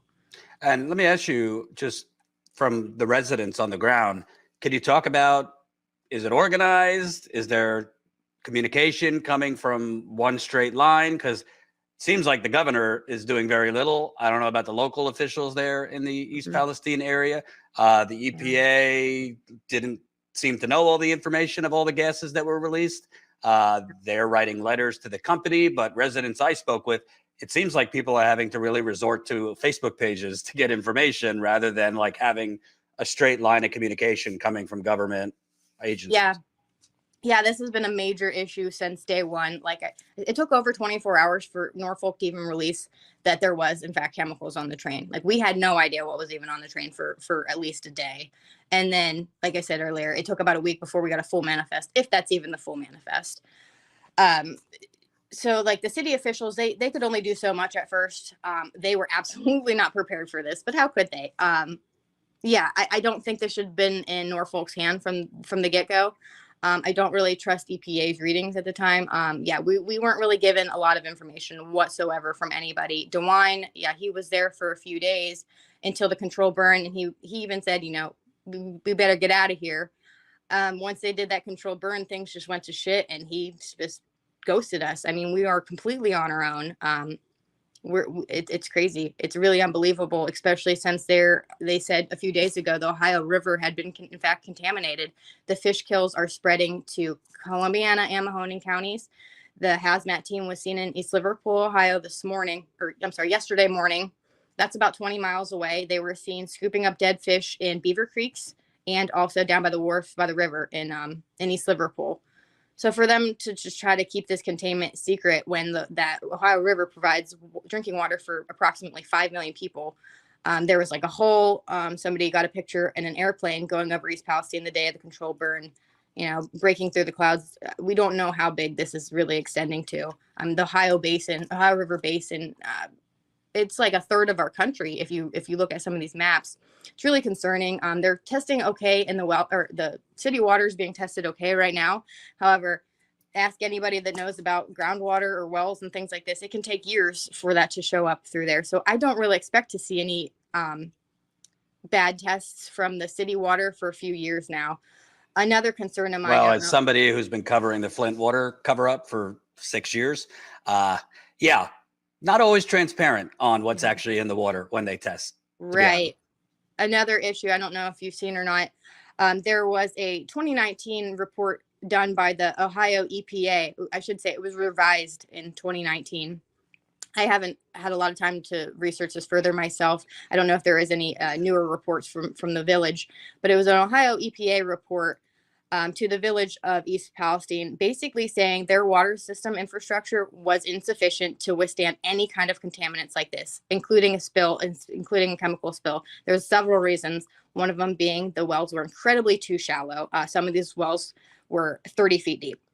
There's nothing over top of them. There's a couple other reasons too. I'd have to bring up the report again. I don't believe that any of those issues have been fixed by the city since then. I haven't got any responses from the city officials from my messages that I've left. Hopefully at this town meeting on Wednesday, I can get some answers about that. Mm-hmm. I don't really feel like they're going to be transparent. I've also heard that they received $220,000 for their fire department to replace things, the trucks or equipment, the breathing apparatuses that were damaged. So far, our city has said nothing about that. I mean, even if they were to provide that money to residents, that is literally about $40-some per person. Right. So that's just a slap in the face, really. And the company offered a $25,000 donation to the residents, which amounts to $5. Yeah, and that was actually given to the Red Cross. So we haven't even seen that money, that $5. We haven't even seen that. You mentioned that Governor DeWine was in town, but after the controlled burn, he left. Mm-hmm. It seems like the messaging from him has been everybody could return, everything's fine. Where is he, and what do you say about his leadership? I'm really surprised because at first I was also pleasantly surprised that he did react. I mean, it took a few days for him to seem to catch on. But I was surprised that he even personally made a trip out there. I mean, he was in the school talking. He did several press releases in the school talking about it until they did that control burn. And it's literally been, maybe I'm missing it. Maybe I don't see it, but I have not heard a single thing from him since then. They just kind of seem to be saying, oh, the EPA says it's safe. Well, I don't think it's safe when people are having these skin reactions. I don't think it's safe that people go home for 30 minutes. As of this morning, 30 minutes in and out, having breathing problems, having burning feeling in their eyes and their lungs, looking like they got a bad case of sunburn driving through town. Like that's concerning. That feels like a chemical allergic reaction. I mean, I'm no chemist, I'm no doctor, but I mean, common sense tells you there's something wrong. And that's this morning. People are coming home and experiencing that. Yeah. And also the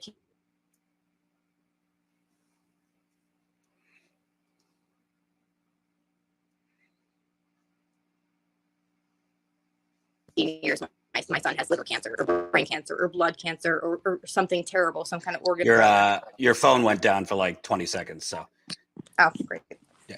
Sorry, I'm in my hotel still. I don't know how the signal is. But yeah, the kids are getting calls to their parents from the school's nurses saying that they're breaking out with rashes in the building. I mean, I talked to the school's principal and I talked to the superintendent. They're working with attorneys right now to try to figure out how to set up an online blended learning like they did with COVID. Because right now, by law, they don't have that opportunity yet. It would have to literally go through the Senate to get something like that set up unless they declare it like emergency, like how they did for COVID. So I'm hoping we have some progress. I'm supposed to get a call back from either the superintendent or the principal of the elementary school tomorrow. And can you talk about how old is your son? And obviously it must be extremely concerning when you saw him shaking in the middle of the night and vomiting. Mm-hmm. Yeah. I'm sorry. It's so personal. It's very personal. It's very scary. He's 9 years old. He's in the 3rd grade. We were painting his Minecraft Valentine's Day box for school before I sent him to bed on the night that it happened. It's still laying in the middle of our living room, half painted. Today's his party. He doesn't get to be a part of that. He's having a hard time. He's an only child. He's really kind of being withdrawn. He's scared. He's worried to go back. I've been trying to not really talk about it around him or be on my phone when I'm around him, just so he has some sense of normalcy. But I'm definitely concerned for these kids. I mean, they went through COVID and now they have this. The school was shut down for a week. Some of his friends are getting sick. It's scary. I'm really worried. Really am. And what were you seeing right after you said that you entered his room and he was shaking? He was projectile vomiting across the floor out of nowhere. he was very confused. I mean, like he did wake up out of the middle of his sleep, but he was shaking. He was begging for water. He said he couldn't breathe. Yeah, it was scary. There's vomit on his floor right now because we ran out of there so fast that I didn't know if he was going to stop breathing. I didn't know what was going to happen. He had been hospitalized for asthma before, went from 0 to 60. So I didn't know what was going to happen at that time. We ran out of there as fast as we possibly could after that. And like I said, he did get sick once about an hour later at the hotel. He broke out with some rashes on his skin, but they've since went away. But we have not been back. We have not been even close to the area. He's been okay lately, other than emotionally, mentally. But I'm terrified to go back. I mean, not only for myself, but definitely for him. And is somebody compensating you and your family for having to be at the hotel and all that? So Norfolk Southern has an assistance center set up in New Waterford, Ohio, which is about 7 miles away from the incident. They were reimbursing everybody who lived within a certain mile. It was supposed to be a mile, 1 by 2 mile radius, according to DeWine, was what the originally it was 1 mile radius. And then right before the controlled burn, it went to 1 by 2. But Norfolk Southern, I don't know how they're establishing that radius, because when we're entering in our addresses, it's not coming back quite the same. They're cutting people off for literally like 40 yards difference, even though this should have never been as small of an evacuation zone as it was. So they were reimbursing people within that mile at first for any receipts that you incurred if you had to leave, any kind of hotel stay, any food, any clothing like that. However, they are cutting you off after you get your home tested by the company that they contracted. Everyone's getting the same exact readings, except for there's a few people. One woman, she lives by the tracks. I don't know her exact street or anything, but she lives by the tracks, and they came out and tested her house. And towards the end of the driveway, there was a spike in the readings. They didn't record it on her documents whatsoever. She also had a very strong smell of chemical sweet. It's like a sweet cardboard bleachish kind of smell. It's very odd. It's unnerving, actually. She said she smelled that through her house very strongly, and they still wrote no odors on her documents. And when she got this spike at the end of her driveway, they told her it was just short-term exposure from the train. But she was concerned because she said, well, how many times a day does this train go by? How many times of short-term exposure does this turn into long-term exposure? Because if you look up these chemicals, long-term exposure is severely different. It's way, way more dangerous, way more deadly, even at low levels.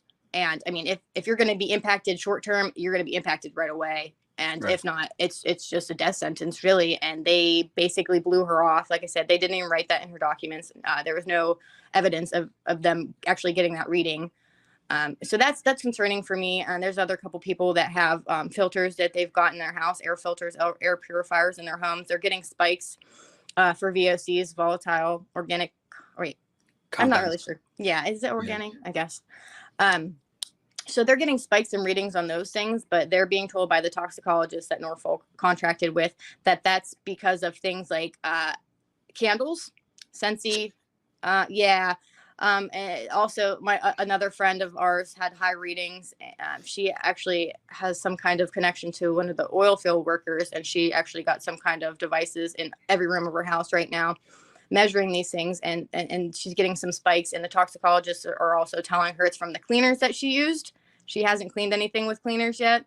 So, I mean, those little things here and there are concerning. I mean, the whole thing's concerning because there's absolutely no difference in any of these readings anywhere they're getting. It's like 0%. And they're also not testing anything else. There's just this one company in North Lima who are going through homes and assessing if there is any contamination, if there is any residue. But they're not contracted with Norfolk. Norfolk's not reimbursing for anything like that if you use a different company. Oh shoot, I just had something I forgot. Well, it's also kind of just common sense crazy. Why are they telling people to go back if they're still testing? Like, you're still testing, so obviously you don't have full results. And frankly, a lot of these things could manifest not right away. Mm-hmm. So you're you're telling people they could go back while you haven't thoroughly tested the water, the soil, and the air testing. I have a hard time believing in the first place. Yeah. So the air quality testing, I was told by the toxicologist line this morning, is actually over tomorrow. Tomorrow's the last day they're even doing it. some of these people who have had their houses tested are waking up in the morning, like as of a couple days ago, waking up in the morning with more new smells coming back, new symptoms showing up. A lot of people, even over in Enid Valley, in a couple other nearby cities, Negley, Ohio, things like that, they're smelling a skunk. But I mean, this is like 40 plus miles of a skunk chemical smell. And it seems to be that they're burning something at nighttime. People are waking up to the smell again in the morning, refreshed with more, vigor. So I smelled it too a couple of the nights when I was at the assistance center in New Waterford. So it makes me feel like maybe they're still burning something off at night. I mean, the control burn, they started it towards the end of the day. So whenever that black cloud started rolling in, most people couldn't see it. It was too dark. Last question. You're just a citizen trying to protect your family, but do you trust kind of what you're being told? Do you trust that they're actually going to try and test for the full scope of chemicals, or just kind of like many other, environmental calamities, tell you it's not as bad as you think and sweep it under the rug? I definitely think they're trying to sweep it under the rug, especially with regards to the Ohio River. I think they want to keep it as small and quiet as they can right now. So the EPA were the ones who lifted the evacuation order just a few days after this actually happened. The train, so Norfolk Southern was losing potentially billions of dollars, maybe even by the hour. We don't really know the significance of the money that they were losing with those train tracks being closed down. By law, they're not allowed to travel through an emergency evacuation zone. So within an hour after the evacuation order was lifted, trains were rolling through. There was a lot of talk before that happened that people were going to be upset if they saw trains going through before we were allowed back home. Well, I mean, less than an hour later, the trains were running back through, and then everything's just perfectly safe to go back to. Even though we have this letter directly from the EPA to Norfolk saying, it's still in the air, it's still in the soil, and it's continuing to be released. Not to mention the fish kills in the Ohio River and everything else. I mean, I definitely don't feel like they're being honest with us, especially when we can do our own research with the CDC and see that some of these things that they're saying, like about the plastics, about the linen, is not true. And actually, there was a representative in Norfolk Southern. One of the days was actually telling people, throw away your plastics, throw away your linen, like your Tupperware and stuff. And then we had called back the next day and they said, that's not true. However, one of the reps we were talking to yesterday actually told that he was told he's not allowed to tell us stuff like that because he's going to get in trouble. He used the word filleted by his boss if he told us anything, which was a red flag to me. Because if you're being honest, you need to be transparent. If you're being told to be quiet and not talk to people, that's to me concerning. I feel like the EPA has some kind of, I don't know what the connection is here. But I do know they were responsible for lifting the evacuation order and telling people it's safe. And Norfolk was losing a lot of money. I mean, they spent billions lobbying against safety features to prevent exactly this. So I believe that they would have every intention to do this. Unfortunately, the EPA has a long track record of protecting industry, and that being a major priority. One more. I assume the local media is covering this, but I haven't seen that much from national media. I mean, I have CNN, MSNBC. There's a couple articles here and there in digital, online websites. But you would think kind of a chemical rain shower would be kind of leading the news. Yeah. Do you think the national media is doing its job here? I don't. I think we are gaining a little bit of momentum. I know last night Tucker Carlson he did do a bit about it last night on Fox News. Sean Hannity apparently did too. Glenn Beck was talking about it this morning. I think they're blaming Biden, a lot of this on Biden. I really am concerned about the EPA not being honest with people too. I plan on going to the town meeting with maybe some MSDS sheets so people can see it ahead of time. And then also, if you look in some of the CDC's websites, they don't have a lot of data on things like vinyl chloride reactions in children because most of their data is from workers in PVC pipe places. Mm-hmm. So we don't really know what we're dealing with here, even on a federal scale. We really don't. We don't have any guidebooks to follow for them to barely test and say everything's fine. People are having reactions, but it's still fine. Evacuation order was lifted. Several days later, there's 3 more chemicals that they're releasing. Oh, by the way. I don't know. It just doesn't add up. I don't feel like it's safe. I'm scared to go home. I really feel like there's way more to this. And I think a lot more people are going to be affected via the Ohio River. Yeah, absolutely. Sorry for what you're going through. Thank you. Thank you for telling us, because a lot of people don't know because they're not getting much information from the media, other than the media kind of regurgitating what the EPA and the companies say. So I have friends in Columbiana County, which is the same county that we're this happened, and they have no idea it's even going on other than me. And it's really shocking. There's videos people posting of testing their own garden water and things like that. It's being deleted within hours off of TikTok, off of Reddit, off of Facebook, very, very quickly. Trying to screenshot as much as possible. We just really don't know where this is going to go next. And by the way, you're talking about the evacuation zone and them trying to, kind of narrow it. Mm-hmm. There's videos and pictures of people having soot on their cars 50 miles away. Yeah. I mean, God knows how far and wide, both in Ohio and Pennsylvania, this is going to affect. So it's really could become a real long-lasting, for decades, ecological disaster. Yeah, I actually kind of was getting into an argument down in Norfolk because they're trying to, they really are saying this stuff's going to stop at your neighbor's house just because you have a street sign there. Like, hazardous chemicals don't know boundaries. They don't know state lines. They don't know city lines. This shit is huge. And the amount that was spilled, they can't even give us an actual amount that was spilled into the soil and the water before they could contain it. When this wreck first happened, they can't even give us an amount, but they do know that it was, in fact, going into our soils and our dirt. So we're just totally in the dark here. And obviously, people are going to play politics. There's plenty of blame to go around, but I haven't heard anything from President Biden. Pete Buttigieg is the transportation secretary. He tweeted something out last night. That's the first I've heard anything from him. Yes. Obviously, we already spoke about your governor. Bill Johnson was in town, I believe, yesterday. He's claiming that nobody's reaching out to him, which is, I've sent emails, and I think a few other people at least have sent. And who's Bill Johnson? He's our state representative. Okay. He basically went into town yesterday and threw a hard hat on, took a picture for a photo op, and left. So, yeah. Unbelievable. Really sickening. Well, you have my contact. We're definitely going to stay on it. So please keep us in the loop, Zhuza, and I hope your son and family do well. Thank you.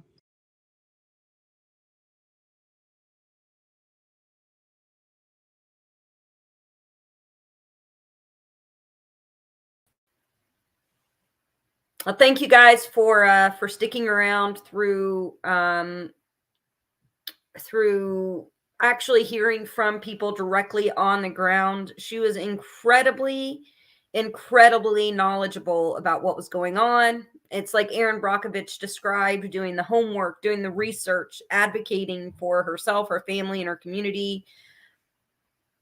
The lack of response, the fecklessness of the politicians, from Governor DeWine to, as she just mentioned, Johnson, their state house representative, to our representatives in Congress, to the fact that earlier in this live stream, we talked about how DeWine said in his press conference just today that he was on the phone with Joe Biden and said, we don't need any help. We're just going to let Norfolk Southern handle this and do the testing themselves as a corporation and decide when it's clear or not for people to come home. Saying to wait, come home, go ahead, go back to your house and wait for the testing to come through before it's completely verified that it's safe. Also, I think that it's important to note what was noted in the interview about the Ohio watershed, the Ohio River Valley, and how it can impact communities downriver from the site as well, and how there are reports of fish, at least fish dying on down the river because of the chemical pollution. So there's a lot that we still don't know. There's a lot that is still coming in. So Status Coup is going to be staying on top of this story as things develop over the next several days. And as long as it takes. As you know, Jordan's been covering Flint for 7 years now. So we're not letting up until, people get answers. If there are situations in your communities, if You can email us at info@statuscoup.com if there's pollution, if there's, things that are being covered up, if there's instances that are being ignored, please reach out to us as well. If you live in the area and you're impacted, please reach out to us at info@statuscoup.com.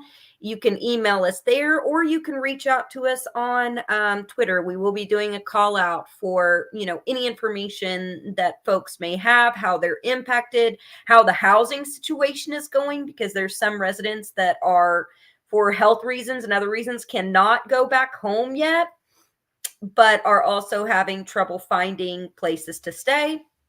So there's a lot of layers to this story. And really, it just shows how, as I had said, how feckless our politicians are, and how latent the response is, with something that we could see with our own naked eyes, and with reports of illnesses, foxes dying, chickens dying, fish dying, children getting sick, rashes, headaches, a lot of problems. There's not a single clinic set up for medical evaluation yet. There's no medical evaluations coming from Norfolk in their research. So they may be researching the air, contracting to research the air and the water, but they're also contracting. So there's no independent investigating happening through our either government affiliated bodies or elsewhere to make sure that this company isn't fixing the numbers, so that, as the interviewee said, we can send trains down the road, or send trains down the track, and go ahead and get the commerce going before it's truly safe to. Also, if you can smash the like button, it'll help get this out to more folks, so that more folks will see this interview. We'll see Erin Brockovich's interview earlier. We'll also get the latest developments as this story unfolds. If you can donate, statuscoup.com/donate, help us get on the ground. We're not sure when we can send Lewis or whoever we decide to send, but we're waiting to make sure that it is in fact safe, or that we have the proper equipment for Lewis to keep him safe if we send him on the ground. But if you could, statuscoup.com/donate, we will be covering stories like these and many others on the ground to come. We were just in Atlanta for Cop City. This last month, we also covered the Tyree Nichols protest. Let's see here. Saw a bunch of comments, going to go through some of those.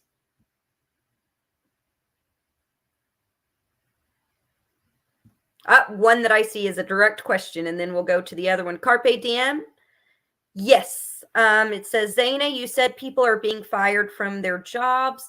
I did talk to a resident today. I had an interview with one earlier this morning, and she said that she has lost her job and knows of others that have, because during the relocation process, they weren't able to go to work. A lot of them had to travel miles away, 30 to 40 miles away, across the West Virginia line in the upper West Virginia panhandle, or, southeast, in order to find hotel rooms, because this is a remote area and there wasn't enough housing, and not everyone has family where they can go and stay. And a lot of families, the whole family lives in that area. It's one of those small town communities, and folks have potentially been losing their jobs. I know of at least this individual lost theirs because of the time that they missed work because of the relocation. Let's see here. Thank you guys so much for all of your super chats, for weighing in, for joining in on the conversation. Appreciate all of you guys. Let's see. We'll start with Stacy Shellman. Great work, Status Coup. Such little coverage of Ohio disaster. Yeah, there's not very much information out there. We're not really getting any information from representatives, not really any information. I mean, the residents are getting some information from the EPA, but It's very sparse. Local representatives aren't helping them, and the media isn't helping with their job of the Fourth Estate in pushing for more accountability and more information. Thank you for the $9.99, Stacy, and thank you so much for tuning in. Melanie Dennis, Jordan, can you look into the rumor about the train being on fire before it came into town and exploded? Have heard about that, Melanie. We have not been able to confirm it, but a few residents have said that they heard that as well, that it may have been on fire as much as 2 counties over, but that is something that we're still looking for confirmation on. But there are rumors circulating. With rumors, definitely want to fact check. But if that is true, then that should be investigated for sure. Lisa B with $4.99. Thank you so much, Lisa. Remind you of another politician from the recent past. Coughs. Obama. I mean, DeWine was basically like, I would drink the water. If you guys remember Flint, when Obama had a massive news conference about the water poisoning in Flint, they brought him a glass of water, and in a theatrical manner, he drank the glass of water, saying that the water was safe, when in fact, studies show the water was not safe for Flint residents. And you are correct, Lisa. That's exactly what I thought of when DeWine said, go home, wait for the test. You know, I trust Norfolk to do the right thing. If they don't, we have an attorney general and we can sue Norfolk Southern. Well, how long does that take? You're willing to risk the lives of people there because you say that Norfolk Southern was responsible. What does that have to do with having an independent investigation and having independent agencies double check the testing from this corporation to make sure that people are safe? The priority shouldn't be, this is Norfolk's fault, so they have to pay for it all. The priority should be, are we keeping people safe? And that is not DeWine's primary concern. Has anyone seen the transportation secretary? Where is Buttigieg? Buttigieg is nowhere to be found. He's not talking about this, Chuck, and that's a good point. No comments on it. Also, no comments from the transportation department head in Ohio. Crickets from them as well. So we're not hearing from our officials. And of course, there has been disaster after disaster after disaster under Pete Buttigieg's watch. So you would think he would be on top of this one, but no, crickets. Kate Faye Garrett with $5. Hey, Kate. Thanks for the $5. It's easy for me to say for my armchair, but oh, how I wish there had been a wildcat rail strike. Oh my gosh, that's so true. And you're right. It is easy for us to see from the, outside with the workers on the inside and not really understanding, not necessarily understanding, not really knowing everything that they're going through. But I agree with you. I felt the same way when that happened. And that, they do have a lot of power in their hands. They are holding our transportation in their hands as the workers, and more could have potentially been done. And we need more wildcat strikes across the country in general. Osmond, thank you for the $9.99. Osmond John, independent running for Wisconsin's 3rd District in 2024. Well, good luck on your run. I think personally, I love to see independent candidates running. And yeah, that's awesome that you're already getting in and starting to get it going. Congrats.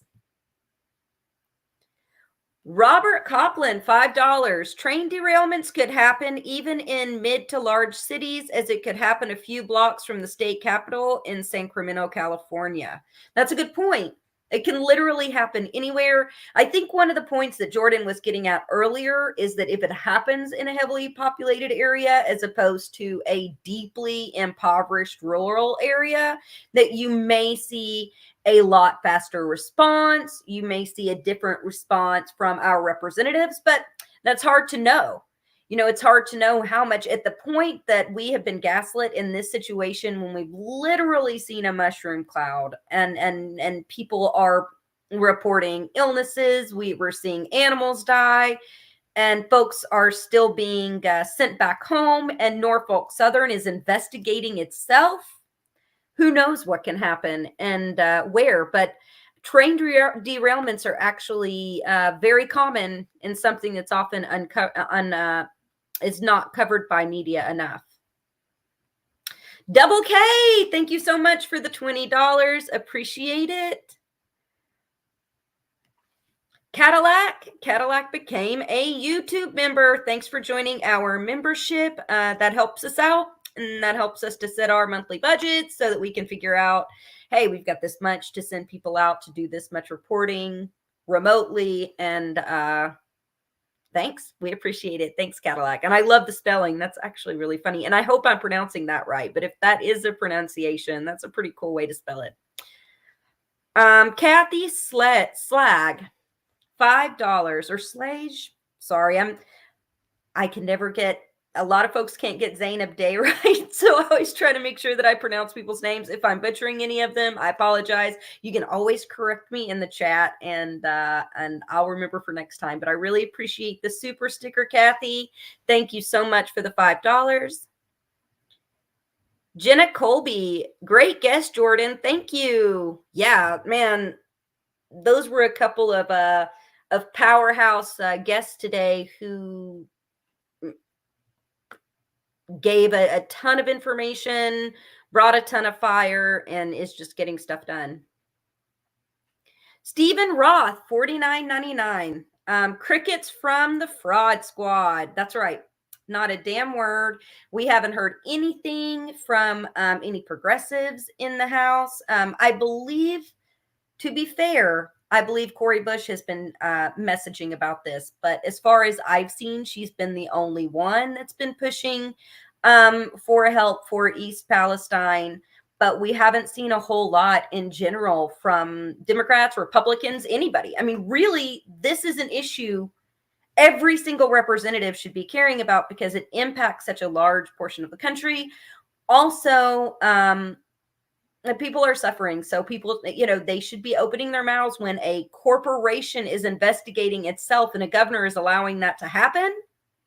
We should see more of our federal representatives stepping up to the plate. And we're not seeing that from anyone, whether there's a D by their name or an R by their name or they're independent. People are just sitting there. There's just crickets. Arlene Chambers, $20. Jordan, excellent interview with Erin Brockovich. Please get Nina on to talk about this. That could be an interesting interview, especially with the money that Brown has taken and the silence on this situation. And Nina has been speaking about it very vocally and advocating for the people of East Palestine since this has happened. Thank you so much, James Sexton. Welcome, and thank you for becoming a member. Carpe Diem. Jesus, the railroad workers have gone back to work. That's right. So not only are the residents being told to go back home, the railroad workers in that area have been cleaning up the area. Some reports of without adequate protection. So that is another level of the story to look into, as well as, going back to work. And is it safe? Is the area safe to be running trains through? Really feel for this Ohio mom. Her son was severely exposed to chemicals and all his friends got sick. The possible disease they could get makes me so effing angry. I feel you, Willie Weeder. I'm a mom, and I couldn't imagine just My kid waking up in the middle of the night with all of this going on, violently throwing up, knowing that they have asthma, neighbors getting rashes, neighbors' kids getting sick. It's scary. That had to be terrifying. Travers Wolf, normal chemicals don't know state lines, but these are American chemicals. They're smarter, right? They're going to stay within that 2-mile radius that's been set up without any research by Norfolk Southern. Let's see here. Did we have anything else, Colin? I think that's got us covered on the super chats. Welcome, new Status Coup members, William and Natasha. Thank you guys so much for joining. We will have more on this story. We're really going to stay on top of it. These are the types of stories, for those of you that are new to Status Coup, these are the types of stories that we like to cover. We cover union organizing. We cover things happening on the ground. We cover ecological pollution that's often covered up. We cover corporate corruption. So it's not just a constant back and forth of gossiping about this podcaster or that podcaster or sensationalism. We really try to bring the stories from the people on the ground that are impacted community members to you, because often somebody will go, when the economy's crashing, they'll go and talk to bank CEOs and hedge fund bosses, and they don't speak to people in local communities that are feeling it every single day. Same with disasters such as these. They'll speak to, the head of Norfolk Southern, but they won't talk to the community members that are impacted in East Palestine. Well, guys, if you can, please hit that like button, share out this stream. I ask that because it'll help get these stories out there. It'll help get these interviews out there, and it'll maybe help bring some more attention to it. And it's needed. And I appreciate all of you guys. We appreciate all of you guys stopping in and joining us tonight for the live stream. If you've missed any of it before, for any of you guys just hopping in now, Jordan Sheridan also interviewed Erin Brockovich earlier, and she brought the fire.